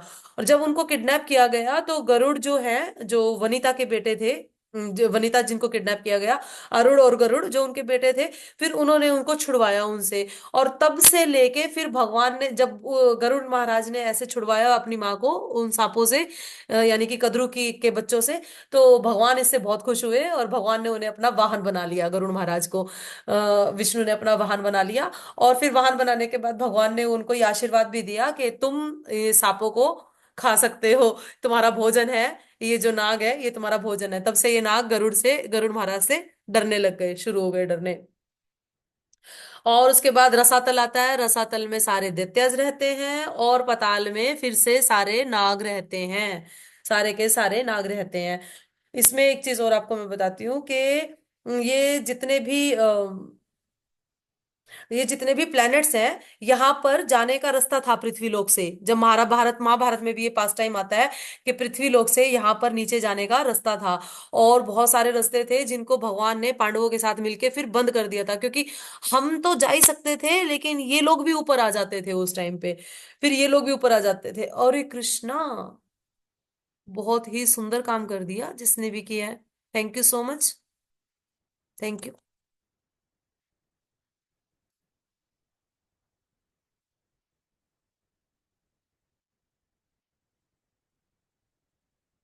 ठीक है, आप लोग फिर से देखिएगा। Extremely sorry for your disturbance. तो उसके बाद ये जो यहाँ पर जो बहुत सारे जो खड्डे कर रखे थे, जिनसे ऊपर से पृथ्वी लोक से सारे नीचे जा सकते थे, और नीचे के ये दैत्याज वगैरह भी सब नाग्स और ये दैत्याज ऊपर आ सकते थे। लेकिन सारे भगवान ने पांडवों के साथ मिलकर बंद कर दिए। बस उड़ीसा में कोणार्क में जाते हुए शिव जी का एक टेम्पल है, उस टेम्पल का नाम है विल्वेश्वर शिव मंदिर।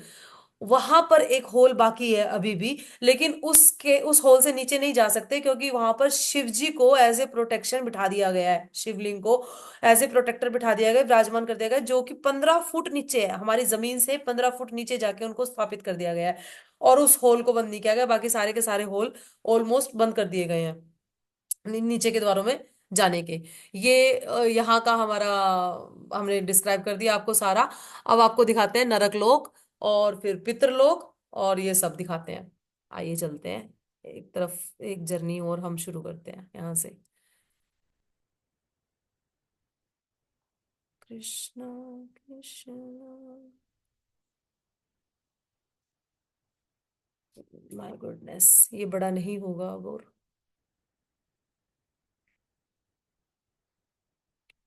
इससे बड़ा नहीं हो रहा ये मुझसे। तो मुझे दिख रहा है, आप लोग अपनी स्क्रीन पे मोबाइल पे बड़ा करके देख सकते हैं इसको। तो आप लोग देखिए, ये जो व्यू है, ये व्यू इस तरीके से है कि ये वही नाग वही शेषनाग है, अनंत शेष है, जो कि गर्भोदकशाही विष्णु के को अपने ऊपर लिटाए हुए थे। गर्भोदकशाही विष्णु फिर चले गए थे कहाँ पर, सत्यलोक में चले गए थे। और फिर यहाँ पे हम कहेंगे कि वो तो स्टेम भी नहीं दिख रही है, वो जिसमें से निकले थे ब्रह्मा जी, वो स्टेम गायब हो जाती है कब, सेकेंडरी क्रिएशन जब हो चुकी होती है। फर्स्ट क्रिएशन तो गर्भोदकशाही विष्णु करते हैं, फिर सेकेंडरी क्रिएशन करने के बाद वो स्टेम गायब हो जाती है, क्योंकि उस स्टेम के अंदर सारे के सारे एलिमेंट्स होते हैं ना जीवों को बनाने वाले। लेकिन वो जीवों को बनाने वाले सारे एलिमेंट्स जो ब्रह्मा जी हैं हर लोक में स्थापित कर देते हैं, ब्रह्मा जी स्थापित करते हैं ना हर लोक में। तो वो स्थापित कर देते हैं, उसको स्थापित करने के बाद फिर वो स्टेम जो है वो गायब हो जाती है। उसके गायब होने के बाद अब फिर ये वाला व्यू आता है, इस तरीके से दिखती है फिर ये हमारी पृथ्वी है, ये एक्चुअली हमारी पृथ्वी है। ये वही 7 लेयर्स हैं, पृथ्वी जल अग्नि वायु आकाश, अहंकार और महतत्व। ये हमारी पृथ्वी है, जो कि एक डिस्क की तरह है, जिसको बॉल की तरह बताने वाले श्री प्रभुपाद बोलते हैं कि मूर्ख है, क्योंकि श्रीमद् भागवतम में ये सारी चीजों का वर्णन है, कहीं बाहर से नहीं उठाया गया, ये सारा का सारा वर्णन है। तो ये डिस्क की तरह है। अब यहाँ पर ये जो अनंत शेष है, ये कुर्म के ऊपर है। ये कुर्म भी भगवान के ही रूप है, और इसके नीचे फिर ये नरक लोक है, ये जो मैं आपको कर्सर से दिखा रही हूँ ये नरक लोक है, दैट इज पितर लोक, और ये नरक लोक, और ये अनंत शेष है। ठीक है, ये कुर्म है। और जो नरक लोक है उस उनका जो उसमें 28 नरक है, इसका वर्णन श्रीमद् भागवतम के 5th कैंटो के 26th चैप्टर में आता है। और मैं जैसे आपको बता रही थी कि नीचे के लोकों में जाया जा सकता है, तो गया जी जब लोग जाते हैं, गया जी का नाम सुना होगा आपने, गया जी जब लोग जाते हैं तो वहां पर राइस के लड्डू बनते हैं, और वो राइस के लड्डू भगवान को भोग लगाने के बाद एक कुआं है वहां से नीचे गिरा दिए जाते हैं। वो नीचे इसलिए गिरा दिए जाते हैं ताकि वो पितरलोक में जो लोग हैं वहां पर जा सके, और वो लोग उनको खा के ऊपर आ सके। हमें लगता है पितरलोक ऊपर की तरफ है, बट पितरलोक में एक तो यमराज रहते हैं, यहाँ पर लिखा भी हुआ है, थोड़ा सा बड़ा नहीं हो पा रहा ये, क्षमा चाहूंगी उसके लिए।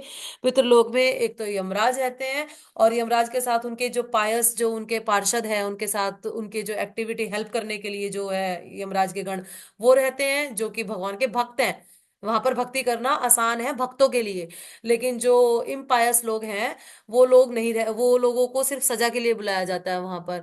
और पितृलोक में भी नीचे की तरफ है, तो यहाँ पर हमारे जो पितृगण हैं, जो कि बहुत ज्यादा पायस एक्टिविटी करके नहीं गए हैं, उनको यहाँ पर लाया जाता है, और उनके उद्धार के लिए गया जी जाया जाता है, जिसमें वो चावल का लड्डू भगवान को भोग लगा के कुएं से गिराया जाता है, ताकि वो खा सके, भगवान का उच्छिष्ट वो पा सके, प्रसाद पा सके, और यहाँ से छूट सके। ऐसा कहा जाता है कि 1 साल जिसकी मृत्यु होती है, उसके 1 साल के अंदर अंदर वो गया जी जाके उनका पिंडदान कराएं, तो अच्छा रहता है। और ये यहाँ पर हम इनसे यहाँ पे प्रार्थना करते हैं ना पितरों से, कि भाई आप हमें ऊपर, ये हमारे एंसेस्टर जो है वो ऊपर की तरफ नहीं नीचे की तरफ जा चुके हैं, तो हमारा क्या फर्ज बनता है कि हम अपने एंसेस्टर्स को जब भी हम श्राद्ध वगैरह करते हैं, हम वैष्णव भोजन, वैष्णव को बुलाएं और कृष्ण प्रसाद दें। प्रसाद का इतना महत्व है, अगर आप प्रसाद देंगे उन्हें, तो फिर वो उनकी गति ऊपर की तरफ होगी, वो ऊपर की तरफ जाएंगे, ऐसा। ठीक है, यहाँ पर हम आपको यहाँ पर ये सारे के सारे हमारे ग्रह हैं, और ये सारे कलर्स जो दिखाए गए हैं, सुतल, महातल, रसातल, पाताल, ये इन्हीं कलर्स में है, एक्चुअली ये इन्हीं कलर्स में है। सभी के सभी। और यहाँ पर ध्रुव तारा दिखाए गए हैं। ध्रुव तारा के यहाँ आपको दिखाएंगे और भी चीजें। अभी पहले नीचे चलेंगे हमारे भूमंडल पे। ये हमारा भूमंडल है जिसपे 7 आइलैंड है और 7 ओशंस है। लेकिन उसके पहले आपको बताएंगे कि जो ध्रुव तारा है ये सेंटर में है बिल्कुल। और इन्होंने सारा, जैसे यहां से मैं आपको बताना शुरू करती हूँ कि ये जो सन, जो हमारा जो सूर्य है वो चक्कर लगा रहे हैं, यहाँ पर धुरी बन रही है। और ये जो इनका रथ है सूर्य का, ये एक तरफ सुमेरु पर्वत से बंधा हुआ है। मतलब इस रथ का जो एक रस्सी, एक सिरा है जो सुमेरु पर्वत से बंधा हुआ है। और एक सिरा जो है वो ध्रुव तारा, ये यहाँ से सूर्य, ये हमारा सूर्य देव है। ये सॉरी, ये सूर्य देव है। और ये सूर्य देव की एक रस्सी ध्रुव तारा से बंधी हुई है। ये रस्सी हवा में है, मतलब ये दिखती नहीं है। ये हवा, हवा की रस्सी है इस तरह से। और इसका वर्णन जो है, प्रियव्रत महाराज जो है स्वयंभू मनु के पुत्र हैं। उनके रथ से ये जो नीचे नीचे के प्लैनेट्स में ये जो, फिर से थोड़ा बड़ा करती हूँ, जो ये नीचे के हमारा जो भूमंडल है इसमें जो प्रियव्रत महाराज है, उनके रथ से ये द्वीप और ओशन बने थे। हम देख सकते हैं, ocean of churned yoghurt, ocean of milk, ocean of liquor. ये this is not that liquor जो हमारे यहाँ चलती है। ये लीकर जो है ये रस सोम रस की तरह है, सोम रस से भी ज्यादा ऊपर। और ocean of sugar cane juice, ocean of water, salty water, that is our भूमंडल में ये जो हमारा द्वीप है ये वो वाला है। ये उसका वर्णन किया गया है यहाँ पर। अब यहाँ पर आप ये वाला, ऑलमोस्ट ये वाला सब कंप्लीट हो गया है। हम, मैंने आपको सारे लोग के बारे में बता दिया है यहाँ पर। अभी हम इनके ऊपर आएंगे। ये जो गज है यहाँ पर, इन गजों की वर्णन आपको रह गया करना, इनका भी करेंगे गजों का वर्णन। उसके अलावा ध्रुवलोक के बारे में बता दिया गया है, ये लेयर्स के बारे में बता दिया गया है, ये गर्भोदक ओशन है। हाँ, अब अपने भूमंडल के बारे में जानना तो बहुत बहुत ही ज्यादा जरूरी है। अब भूमंडल में सबसे पहले हम आते हैं सुमेरु पर्वत पे। सुमेरु पर्वत इसको बोलते हैं, ये जो आपको धुरी दिख रही है। इसको शास्त्रों में बताया गया है कि ये गोल्डन माउंटेन है। लेकिन ये गोल्डन माउंटेन हर किसी को दिखती नहीं है। हर किसी का अपना एक सेल्फ रियलाइजेशन है। अपने सेल्फ रियलाइजेशन के अकॉर्डिंग हर किसी को ये अलग अलग कलर में ही दिखती है। और कि हर किसी को नहीं दिखती है, हमारे आपके जैसे लोगों को नहीं दिख पाएगी। जो बहुत ज्यादा सेल्फ रियलाइज्ड पर्संस हैं उनको दिखती है। और ये नॉर्थ की तरफ है। अगर आप नॉर्थ की तरफ चलते जाएंगे, चलते चलते जाएंगे, तो ये सेल्फ रियलाइज्ड पर्सन, तो वो उसको दिखेगी। उसके अलावा ये सुमेरु पर्वत की विशेषता ये है कि इसमें से लाइट रिफ्लेक्ट होती है, यानी कि आर पार दिख सकता है। गोल्डन माउंटेन है, उसके बावजूद इसमें से आर पार देखा जा सकता है, गोल्डन माउंटेन में से भी। और फिर यहाँ पर जो ये गोल्डन माउंटेन है इसके आर पार देखा जा सकता है। फिर ये जो मैंने आपको बताया, जो प्रियव्रत महाराज है उनका रथ चल रहा था यहाँ, जो सन का चैरियट है उसके पीछे पीछे, जो सूर्य का जो चैरियट है, जो रथ है, उसके पीछे पीछे प्रियव्रत महाराज का रथ भी चल रहा था। उस रथ से ये जो ग्रीन लाइंस आप देख रहे हैं, ये 1 2 3 4 5 6, ये जो आप देख रहे हैं, ये और 7, ये 1 2 3 4 5 6 7, 7 है। तो ये 7 की 7 सूर्य के पीछे पीछे प्रियव्रत महाराज का भी रथ चल रहा था, जिससे उन्होंने रथ से चलते चलते ये गाढ़ा गाढ़ा हो गया और ये बना दिया। इसके बनाने से क्या हुआ कि 7 द्वीप और 7 ओशन बन गए। 7 द्वीप और 7 ओशन बन गए, जिसमें से जम्बू द्वीप है, पलाक्ष द्वीप है, और ये पुष्कर द्वीप है। इस तरह से करके कई सारे, ये 7 के 7 द्वीप है। और 7 द्वीप के साथ, सबके साथ अलग अलग ओशन है। जम्बू द्वीप जो है, इसका ओशन जो है वो साल्ट वाटर का है, यानी कि हमारा हमारा समुद्र जो है वो नमक का है ना। और जो दूसरा जो पलाक्ष द्वीप है, उसका जो समुद्र है वो शुगर केन जूस का है, यानी कि गन्ने के जूस का। उसके अलावा बाद में जो उसके बाद जो द्वीप है, उनमें से किसी का लीकर है, किसी का घी का है, किसी का दूध का ओशन है, यानी कि समुद्र है दूध का। और किसी का दही का है, योगहर्ट का है, चर्ण योगहर्ट, उसका ओशन है। हम और द्वीपों की बात करने के बजाय हमें इंटरेस्ट होना चाहिए हम जिस द्वीप पे रह रहे हैं। इस पूरे भूमंडल में 7 आइलैंड और 7 ओशंस हैं। 7 ओशंस में से हमारा ओशन जो है वो नमक के पानी का है। तो इसका मतलब हमारा जम्बू द्वीप है। दिस इज जम्बू द्वीप। और इस जम्बू द्वीप की बात अब हम करेंगे, जिसका वर्णन पूरा का पूरा श्रीमद् भागवतम कैंटो 5 चैप्टर 16 में पूरा का पूरा वर्णन दिया गया है। तो जम्बू द्वीप जो है, इसके भी 9 डिविजन्स है। ये डिविजन्स अभी आपको बहुत मुश्किल होंगे दिखने। ये यहाँ पर छोटा छोटा लिखा हुआ है, मेरा कर्सर जा रहा है जहां, 1 2 3 4 5 6 7 8 और एक ये 9, यानी कि 4 ये, 3 ये और 2 इस तरफ। तो हम इसका नाम आपको बताते हैं, ये 9 डिविजन्स हैं। और इनको वर्ष बोला जाता है जम्बू द्वीप में, ये वर्ष बोले जाते हैं। आप कभी भी किसी भी साउथ के मंदिर में जाएं, या फिर आप कभी भी कोई पूजा कराएं, तो आपके पंडित जी आपको बोलेंगे जम्बू द्वीपे इला वर्षे, इलावती वर्षे, ऐसे ऐसे करके वो मंत्र का उच्चारण करते हैं। और वो मंत्र का उच्चारण इसीलिए होता है क्योंकि हम जम्बू द्वीप में रहने वाले प्राणी हैं, इस भूमंडल के जम्बू द्वीप में रहने वाले प्राणी हैं हम। और इस जम्बूद्वीप के भी 9 डिविजन्स हैं, इन्हें वर्ष बोला जाता है। जैसे कि जो इलावती वर्ष है, वो सुमेरु के सबसे करीब है। मैं आपको इसका जो फोटो, मैं आपको ये पूरा का पूरा चार्ट अभी भेज दूंगी आफ्टर सेशन, जिसमें कि आप ये देख पाएंगे कि जिसको आप एचडी फॉर्म में अगर खोल के देखेंगे ना अपने फोन फोन में, तो इजीली दिखेगा। इसका एक फायदा और भी आपको होगा, जो साइड्स में सारा रेफरेंसेस है उसको भी आप अपने अकॉर्डिंग पढ़ पाएंगे। मैंने उसको पढ़ के ट्रांसलेट कर लिया, लेकिन आप भी अगर उसको अपने मेंटल सेटिस्फेक्शन के लिए पढ़ना चाहते हैं, तो उसको बहुत अच्छे से अपने रेफरेंसेस के लिए, अपने नोट्स बनाने के लिए आप पढ़ सकते हैं एनी टाइम। तो मैं आपको उसको भेज दूंगी अभी साथ की साथ ही ग्रुप पे। और ये जो है वर्ष बोले जाते हैं, जिसमें से इलावती वर्ष है जो वो सुमेरु के बिल्कुल करीब है। और ये इसके नॉर्थ में 3 वर्ष हो रहा है, जो मैंने आपको बताया ना, 1 2 3, ये 3 वर्ष हो रहा है। ये इलावती वर्ष है। और इसके नॉर्थ में 3 वर्ष हो रहा है, जो कि रम्यक वर्ष है, हिरण्मय वर्ष है और कुरु वर्ष है। कुरु वर्ष जो कि कुरुवंशों का है, जिसमें 5000 ईयर्स लाइफ होती है, जिसमें जो जीवन की जो अवधि है वो 5000 होती है। और इंद्र के लोक में कितनी होती है, स्वर्ग के लोक में 10,000 के करीब होती है। 10,000 लाइफ होती है, वर्ष, 10,000 वर्ष। और जो साउथ में है वो हरिवर्ष है, किम पुरुष वर्ष है और भारतवर्ष है। भारतवर्ष जो कि हमारा है, भारतवर्ष। और भारतवर्ष जो है, ये भारत जो ऋषभ देव है उनके जो पुत्र हैं, उनके पुत्र से नाम बना था ये भारतवर्ष, यहाँ पर है ना। हम में कोई कंफ्यूज ना हो, कोई मिसकंसेप्शन ना हो कि ये कोई और भारत है, ये वही भारत महाराज है जो ऋषभ देव के पुत्र हैं। और वेस्ट की तरफ केतुमाल वर्ष है, और ईस्ट की तरफ भद्राशव वर्ष है। ये सारे वर्ष यहाँ पर इतने बहुत छोटे छोटे से मेंशन्ड है, इस तरह से है। और जो लोग पायस एक्टिविटीज करते हैं, यानी कि जो जो लोग, हम लोग कहाँ रह रहे हैं, हम लोग भारतवर्ष में रह रहे हैं। 9 वर्ष है, रमणीयक वर्ष, हिरण्मय वर्ष, कुरु वर्ष, हरिवर्ष, किम पुरुष वर्ष, भारतवर्ष, केतुमल वर्ष, भद्राशव वर्ष। और हाँ, ये वर्ष है टोटल। तो इन वर्षों में हम रह रहे हैं भारतवर्ष में। तो भारतवर्ष में जो लोग बहुत सारी पुण्य करते हैं, और सीधा ये नहीं है कि वो इंद्रलोक चले जाते हैं, यानी कि स्वर्ग चले जाते हैं, ऐसा नहीं है।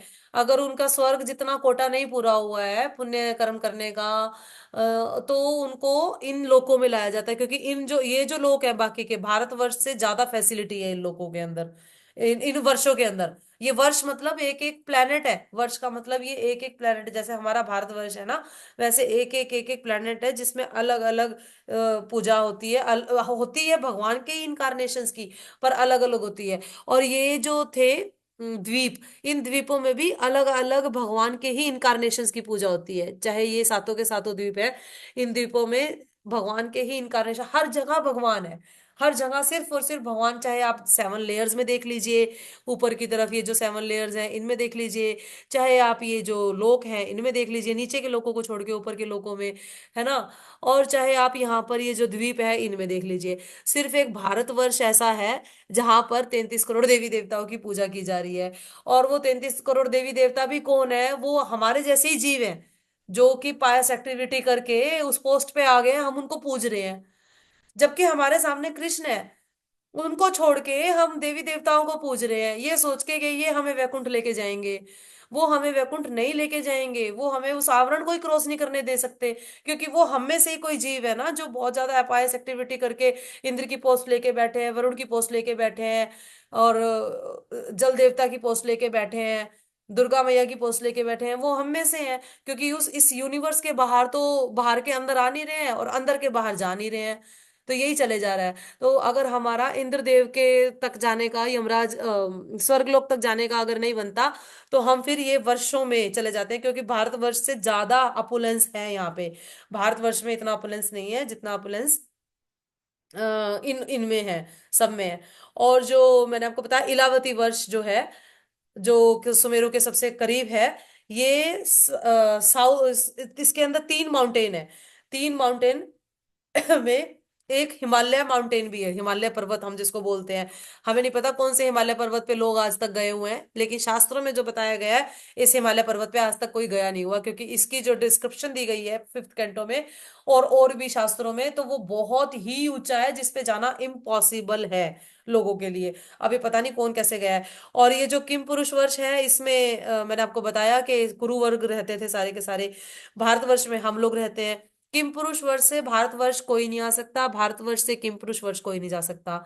रमणीय रमणीयक वर्ष से हिरण्मय वर्ष कोई नहीं, मतलब एक दूसरे वर्षों में ऐसे कोई नहीं आ जा सकता। जैसे मेरा मन कर रहा है जी, मैं केतुमाल वर्ष में एक बार थोड़ा सा हॉलीडेज बना के आना चाहती हूँ, तो मैं नहीं बना के आ सकती। कोई जीव ऐसे नहीं जा सकता।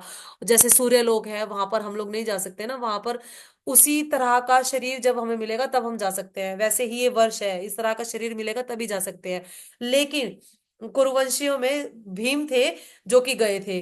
भीम को जब एक फूल, एक फ्लावर लेना था, तो किम पुरुष जो वर्ष है उसको क्रॉस करके, भारतवर्ष से क्रॉस करके, और वो नॉर्थ से साउथ में किम पुरुष वर्ष में गए थे। सिर्फ भीम ऐसे थे जो गए थे। फिर अब हम बात करते हैं भारतवर्ष की। भारतवर्ष में भी ये जो भारतवर्ष, हम जम्बू द्वीप की बात करी हमने, है ना, जम्बू द्वीप में इलावती वर्ष और ये सब है। रम्यक वर्ष, कुरु वर्ष, हरिवर्ष, किमपुरुष वर्ष, भारतवर्ष। फिर अब हम भारतवर्ष की बात करते हैं। भारतवर्ष में भी 9 खंड हैं। 9 खंड हैं, जिनमें से एक में हम रहते हैं। हम कहाँ रहते हैं, आप ये देखिए, हम कहाँ रहते हैं, हम हमारी क्या स्थिति है। मैं ये चार्ट जब भी करती हूँ तो मुझे ये लगता है कि हमारी कितनी शर्म की बात है कि क्या ही स्थिति है। देखा जाए तो यहाँ अर्थ पे, ये अर्थ के ऊपर भूमंडल है, ये सिर्फ इस भूमंडल को डिस्क्राइब कर रही हूँ मैं। अभी और प्लैनेट्स को हम लोग नहीं डिस्क्राइब कर रहे ना यहाँ पे, क्योंकि सीनियर्स ने बनाया ही नहीं, अपना ही अपना लोक बनाया है, सिर्फ अपना अपना लोक। इसी अपने ही लोक को, भूमंडल को डिस्क्राइब कर रही हूँ। इसी इसी भूमंडल के अंदर अगर हम देखें, तो इतने सारे द्वीप हैं जिनमें अलग अलग भगवान की पूजा होती है और अलग अलग फॉर्म है। और उन द्वीपों में से एक जम्बू द्वीप है। जम्बू द्वीप में एक हमारा भारतवर्ष है। इस भारतवर्ष में भी एक 9 खंड है। 9 खंड में से एक खंड में हम रहते हैं। क्या औकात है हमारी। फिर भी हमारा फालजीगो, हमारा अहंकार, हमारा मन इतना विचलित रहता है, अहंकार उस पे हावी रहता है, हमारे से भक्ति होती नहीं है। मनुष्य जीवन मिलने के बाद भी मनुष्य जन्म पाया, राधा कृष्ण ना भजिया, और जानिया विषया, जानिया सुनिया, विष खाइया। जानबूझ के विष खा रहे हैं, जबरदस्ती रोज डेली डोज ले रहे हैं विष की। एनीवेज, भारतवर्ष में ये 9 खंड हैं, जिनमें से एक खंड में हम लोग रह रहे हैं। अब बात आती है यहाँ सुमेरु पर्वत की। अभी सुमेरु पर्वत पे आप लोगों को ये ब्लू लाइन दिख रही होगी, जिसके 4 पार्ट्स किए गए हैं। ये ब्लू लाइन और कुछ नहीं है, ये गंगा जी हैं। जैसे कि हमने बताया था आपको, विरजा नदी पे वामन देव ने जब अंगूठा मारा तो वो छेद हुआ। छेद होने पे सबसे पहले जो विरजा नदी से जो 3-4 बूंदे निकल के आई थी, वो पहले ब्रह्मलोक में आई थी, यानी कि सत्यलोक में। फिर सत्यलोक से नीचे क्रॉस करती करती करती करती सुमेरु पर्वत पे आई थी, जो हमारा भूमंडल है, इस पे। सुमेरु पर्वत पे आने के बाद ये 4 जगह से डिवाइड हो गई थी, ऐसे चार चार जगह अलग अलग डिवाइड हो गई थी। चारों जगह डिवाइड होने के बाद ये एक जब हमारे भारतवर्ष में आई थी, यानी कि जम्बू द्वीप के भारतवर्ष में, तो ये भगीरथ के नाम से आई थी। भगीरथ जिसको हम बोलते हैं, गंगा मैया ही है।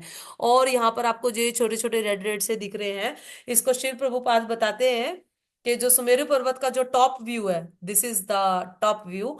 इस टॉप व्यू को के अंदर जो हमारे जो डेमीगॉड्स हैं, है ना, वो जो मेन मेन जो डेमीगॉड्स हैं, उसमें हॉलीडे होम्स है उनके। जैसे हम लोग भी फार्म हाउस बना लेते हैं ना आजकल, कहीं और जाके हॉलीडेज होम उनके हैं। तो अब यहाँ हॉलीडेज होम में इनके नाम है, जैसे ब्रह्मा जी की ब्रह्मपुरी है, इंद्र की अमरावती है, अग्नि की तेजोवती है, यमराज की सांपाइनी है, और निरुति की कृष्ण गना है, वरुण देव की श्रद्धावती है, पवन देव की गंधवती है, कुबेर जो लक्ष्मी जो कुबेर जो खजाने के देवता है, उनकी महोदय है, और लॉर्ड शिवा जो है, उनकी जो हॉलीडे होम है, उसका नाम यशोवती है। इस तरह से प्रभुपाद इसका सारा का वर्णन देते हैं कि ये सारा हॉलीडे होम है इनके। हाँ।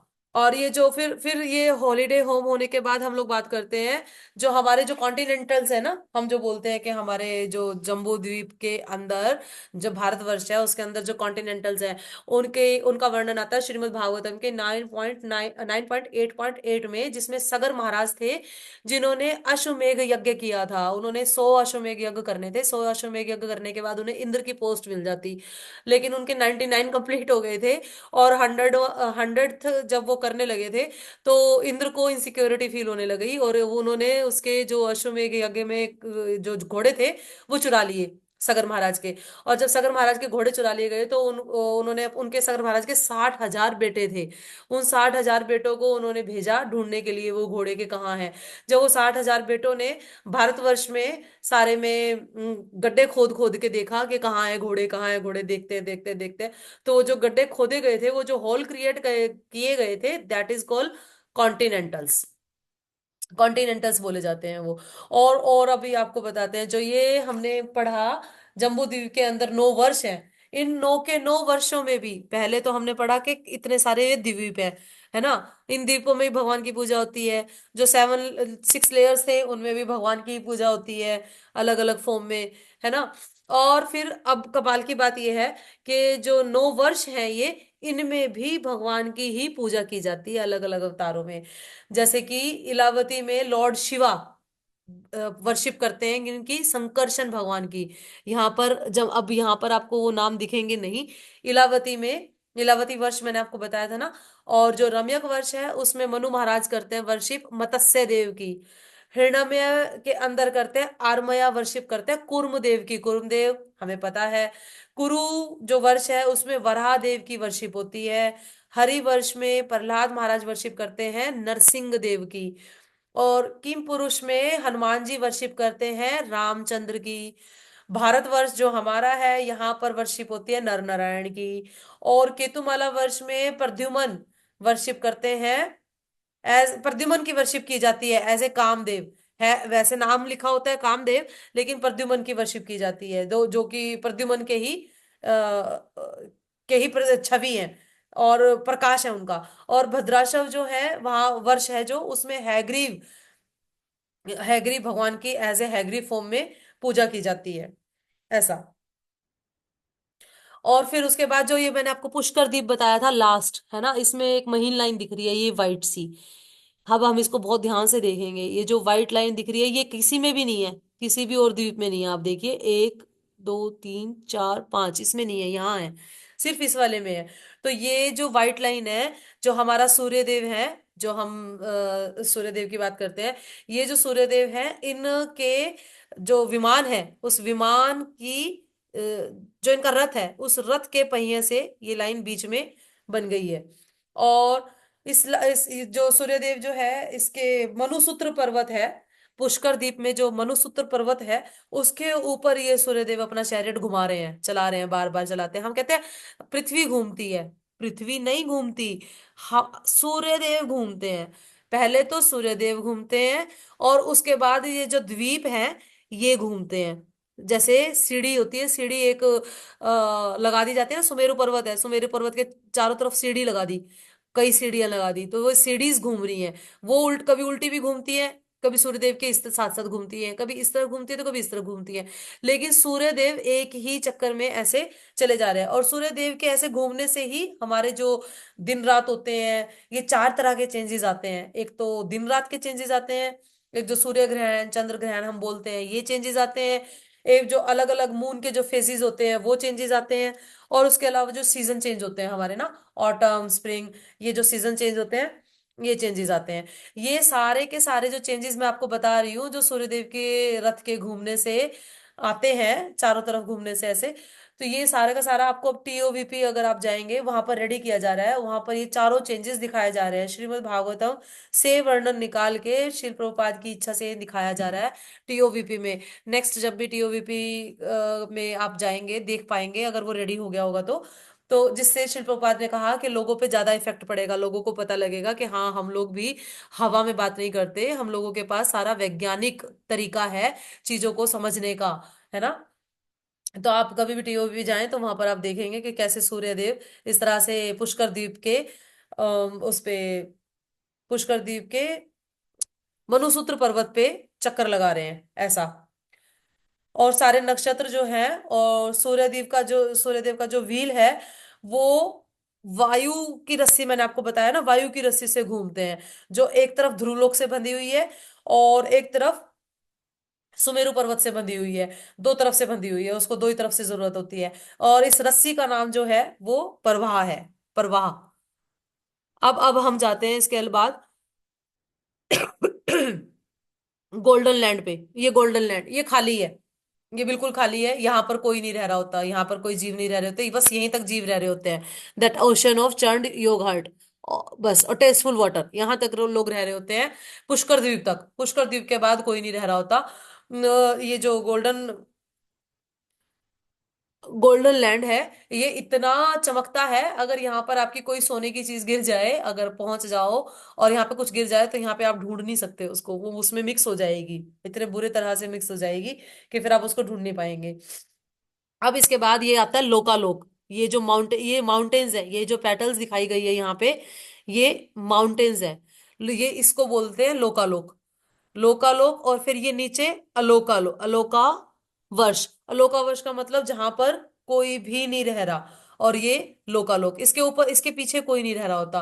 और लोकालोक की आपको दिखाते हैं कि लोकालोक यहाँ से शुरू होता है, ये जो हमने पृथ्वी देखी है, इसके जो डिस्क है यहाँ से शुरू होता है लोकालोक, और ये शुरू होके ध्रुव लोक तक चला जाता है। लोकालोक शुरू होके ध्रुव लोक तक चला जाता है। अगर आप देख पा रहे हैं तो ये जो ब्लैकिश है, यहाँ पे भी डिफरेंस है, यहाँ डार्क ब्लैक है, यहाँ इतने एरिया में, बस इतने एरिया में लाइट ब्लैक है, फिर डार्क ब्लैक है। जो ये जो डार्कनेस है, ब्लैक है, ये हमारा जो यूनिवर्स है उसकी ब्लैकिश है। लेकिन उसके बाद जो ये लोकालोक जो माउंटेन है, लोकालोक माउंटेन की जो ऊंचाई है, जो ध्रुवलोक तक चली जाती है, वो उसको कवर कर देती है।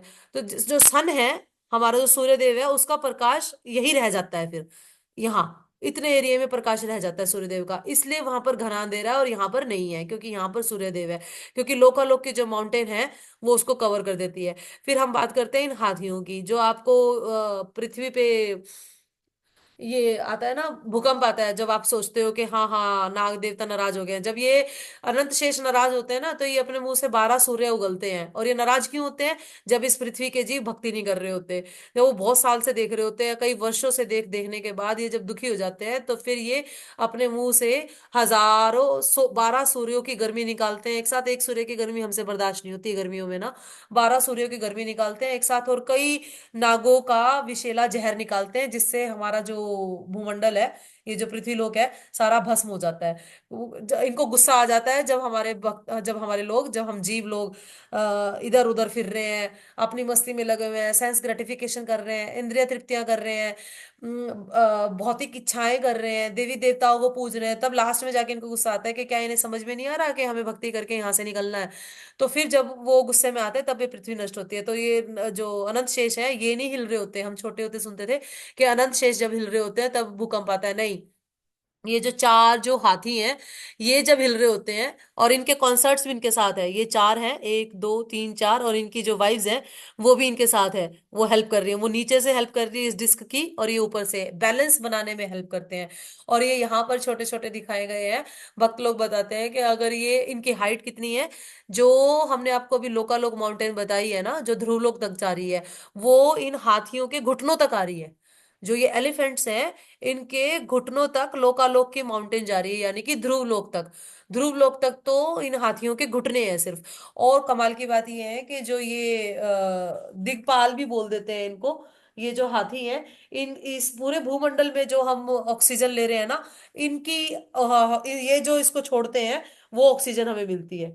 जो अपने मुंह से श्वास ये छोड़ते हैं, उसे हम एज ए ऑक्सीजन लेते हैं, ऐसा वर्णन आया है। और दैट्स ऑल, यहीं तक आया ये ना। अभी हमने गोल्डन लैंड भी कर लिया, ये हाथी देख लिए, सारे ओशंस हमने पता कर लिए, सारे द्वीप पता कर लिए, जम्बू द्वीप कर लिया जिसमें 9 वर्ष कर लिए, उनमें 9 वर्ष में किस किस की पूजा होती है ये कर लिया, सुमेरु पर्वत कर लिया। हाँ, और कैलाश यहाँ पे बिल्कुल नीचे है, कैलाश पर्वत यहाँ पे है। मतलब हर हर एक जो वर्ष है उसके बाद एक एक पर्वत है, हर एक वर्ष है उसके बाद एक पर्वत है, जो कि यहाँ बहुत महीन है, नहीं दिखाया गया, बस सिर्फ बताया गया है। तो यहाँ पर ही एक कैलाश कैलाश पर्वत जो हम बोलते हैं, जिस पर शिव जी के गण रहते हैं, शिव जी नहीं रहते हैं, है ना। और शिव जी के गण रहते हैं। फिर जब ब्रह्मा जी के लोक में जब विरजा नदी के 1-2 ड्रॉप्स आए थे, फिर वो गिरते गिरते जब यहाँ आए थे, फिर यहाँ से भगीरथी जो वो बन के गए थे, फिर शिव जी ने उनको संभाल लिया था अपनी जटाओं में, क्योंकि प्रवाह इतना ज्यादा था कि पूरा भूमंडल नष्ट हो सकता था। फिर धीरे धीरे धीरे धीरे उसको नीचे पृथ्वी पे लाया गया था, ऐसा। अब लास्ट बट नॉट लीस्ट, मेरा मन नहीं कर रहा कि मैं छोड़ूं, बट ये बहुत जरूरी है पोर्शन, और टाइम भी हमारा हो रहा है, हम टाइम के साथ चल रहे हैं।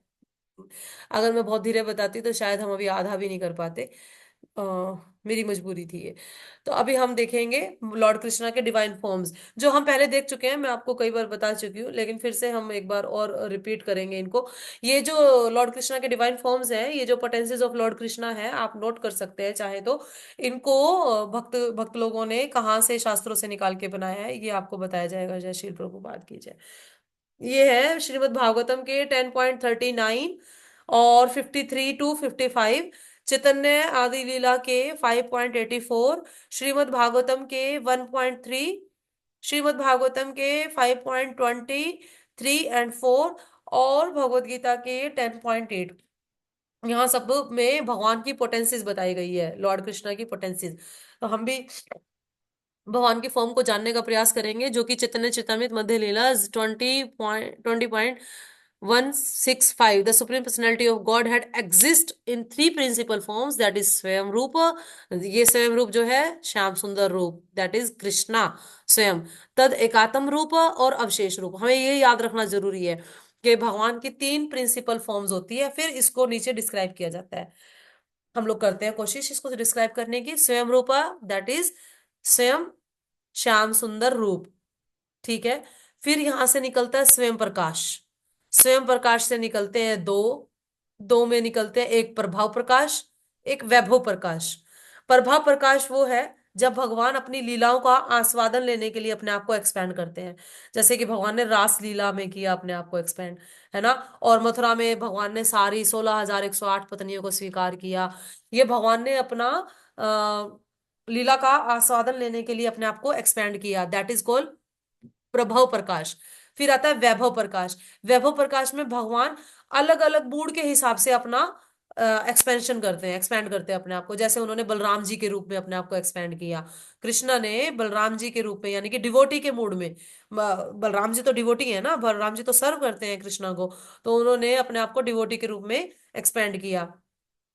फिर वैभव प्रकाश से एक और निकलता है, दैट इज नारायण।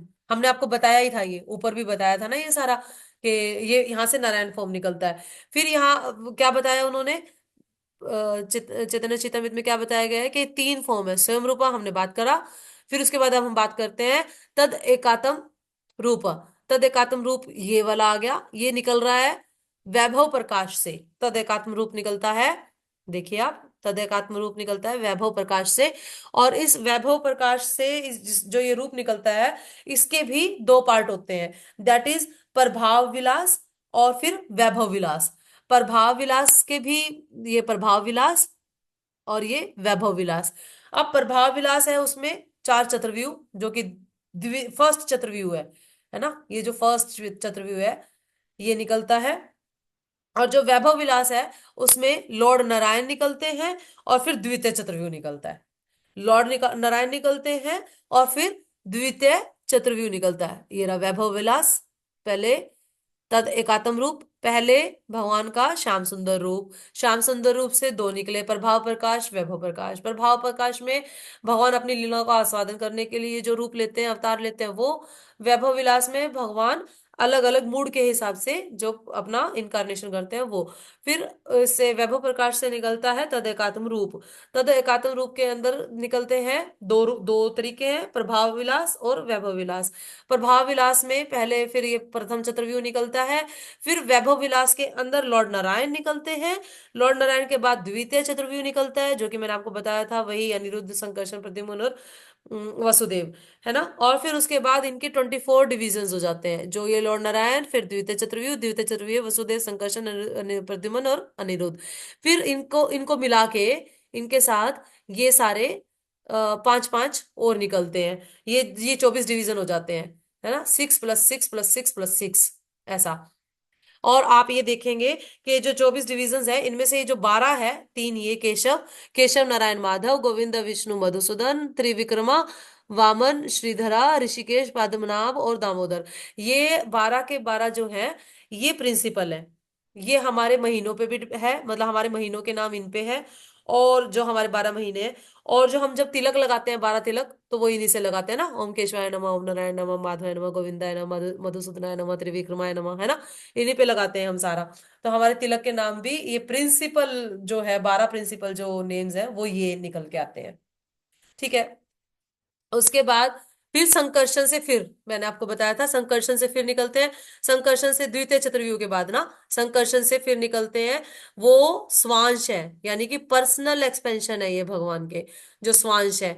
ये यहाँ से फिर ब्रह्म ज्योति शुरू हो जाती है, जहाँ पे हमने सदाशिव बताया था आपको, और गर्भोदक शाही विष्णु बताया था, है ना। तो फिर यहाँ स्वांश से क्या निकलते हैं, पुरुष निकलते हैं भगवान के, यानी कि ये तीन पुरुष हो जाते हैं, कारणोदक शाही विष्णु, गर्भोदक शाही विष्णु और फिर क्षीरोदकशाही विष्णु।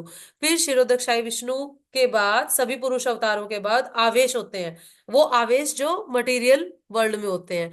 अब ये आवेश जो हैं, ये सारे के सारे क्षीरोदकशाही विष्णु, मैंने बताया ना आपको कि क्षीरोदकशाही विष्णु के पास जाते हैं सारे प्रार्थना करने के लिए कि आप अवतार लीजिए, आप आइए। और तब जब इस मटेरियल वर्ल्ड में ये आवेश के रूप में ये सारे आ जाते हैं। तो लीला अवतार में भगवान के ये सारे हैं, गुण अवतार में भगवान के ये हैं। मैं आपको नाम पढ़ के बता देती हूँ। लीला अवतार में भगवान के नारद, वराह, चार कुमार, मत्स्य, यज्ञ, नर नारायण और कपिल और हंस अवतार, पृथु महाराज, नरसिंह देव, कूर्म अवतार, धन्वंतरी अवतार, मोहिनी अवतार, वामन अवतार, इस तरह से कृष्ण, बुद्धा और कल्कि, कृष्ण भी है यहाँ पे। ये जो आवेश है, इसके कृष्ण है। और जो डायरेक्ट जो गोलोक से कृष्ण आते हैं, वो कब आते हैं, जब ब्रह्मा जी के जो एक दिन में 14 मनु होते हैं, उसमें से 7वें मनु के 28वें चतुर्युग के द्वापर युग में स्वयं कृष्ण आते हैं, है ना। और फिर ये गुणावतार है। गुणावतार के अंदर हमने देखा कि Lord Brahma, Lord Vishnu and Lord Shiva.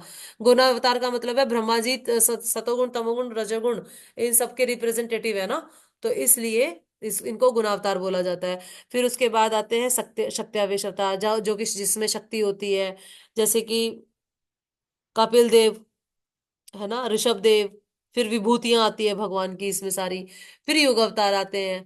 युग अवतार के अंदर सतयुग में व्हाइट कलर में आते हैं, त्रेता युग में रेड कलर में आते हैं, द्वापर युग में डार्क ब्लू आते हैं, और फिर स्पेशल ब्लैक में आते हैं, इस तरह से आते हैं। फिर आपने देखा मनवंतर अवतार, भगवान के ये सारे मनवंतर है, अलग अलग मनवंतर में अलग अलग अवतार होते हैं। इस तरह से भगवान का आवेश अवतार होता है, जिसको लीला लीला अवतार, गुण अवतार, शक्त्यावेश अवतार, युग अवतार और मनवंतर अवतार में वर्णित किया जाता है। शिल प्रभुपाद की जय। ये तो जल्दी अटेम्प्ट कर दिया मैंने। तो अभी हम सवाल लें या व्हाट शुड आई डू, या आपको ये पढ़ के सुनाऊं सारा जो बृहद भागवतामृत और महातत्व क्या है, ये सारा पढ़ के सुनाऊं। यहाँ से पढ़ के सुनाने का अपने अपने हिसाब से आप लोग पढ़िएगा, एज इट इज है। अगर आपको लगे कि मेरी बात में और यहाँ पर कोई डिफरेंस है, तो प्लीज मुझसे कांटेक्ट कीजिएगा, ताकि मैं भी कुछ सीख पाऊंगी, ताकि मैं भी कुछ देख पाऊंगी। मेरा पूरा यथाशक्ति मैंने प्रयास किया है कि जिस तरह से यहाँ पर लिखा हुआ है एज इट इज, उसी को हम लोग समझ रहे हैं। साथ में और भी जगह से हमने रेफरेंसेस उठाए हैं, भगवान की कृपा से। हरे कृष्णा।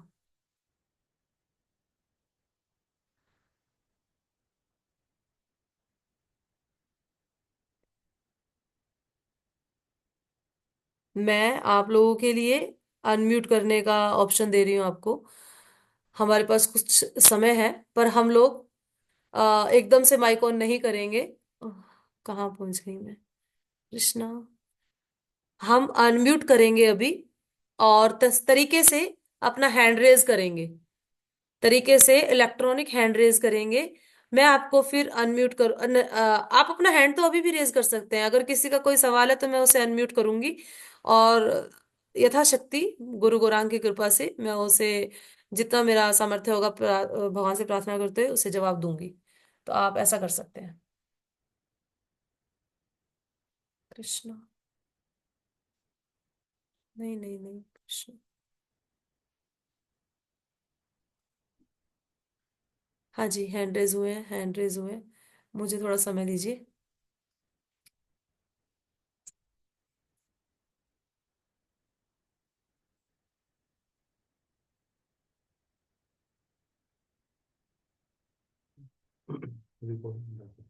हाँ, ये एक मिनट का समय दीजिए मुझे।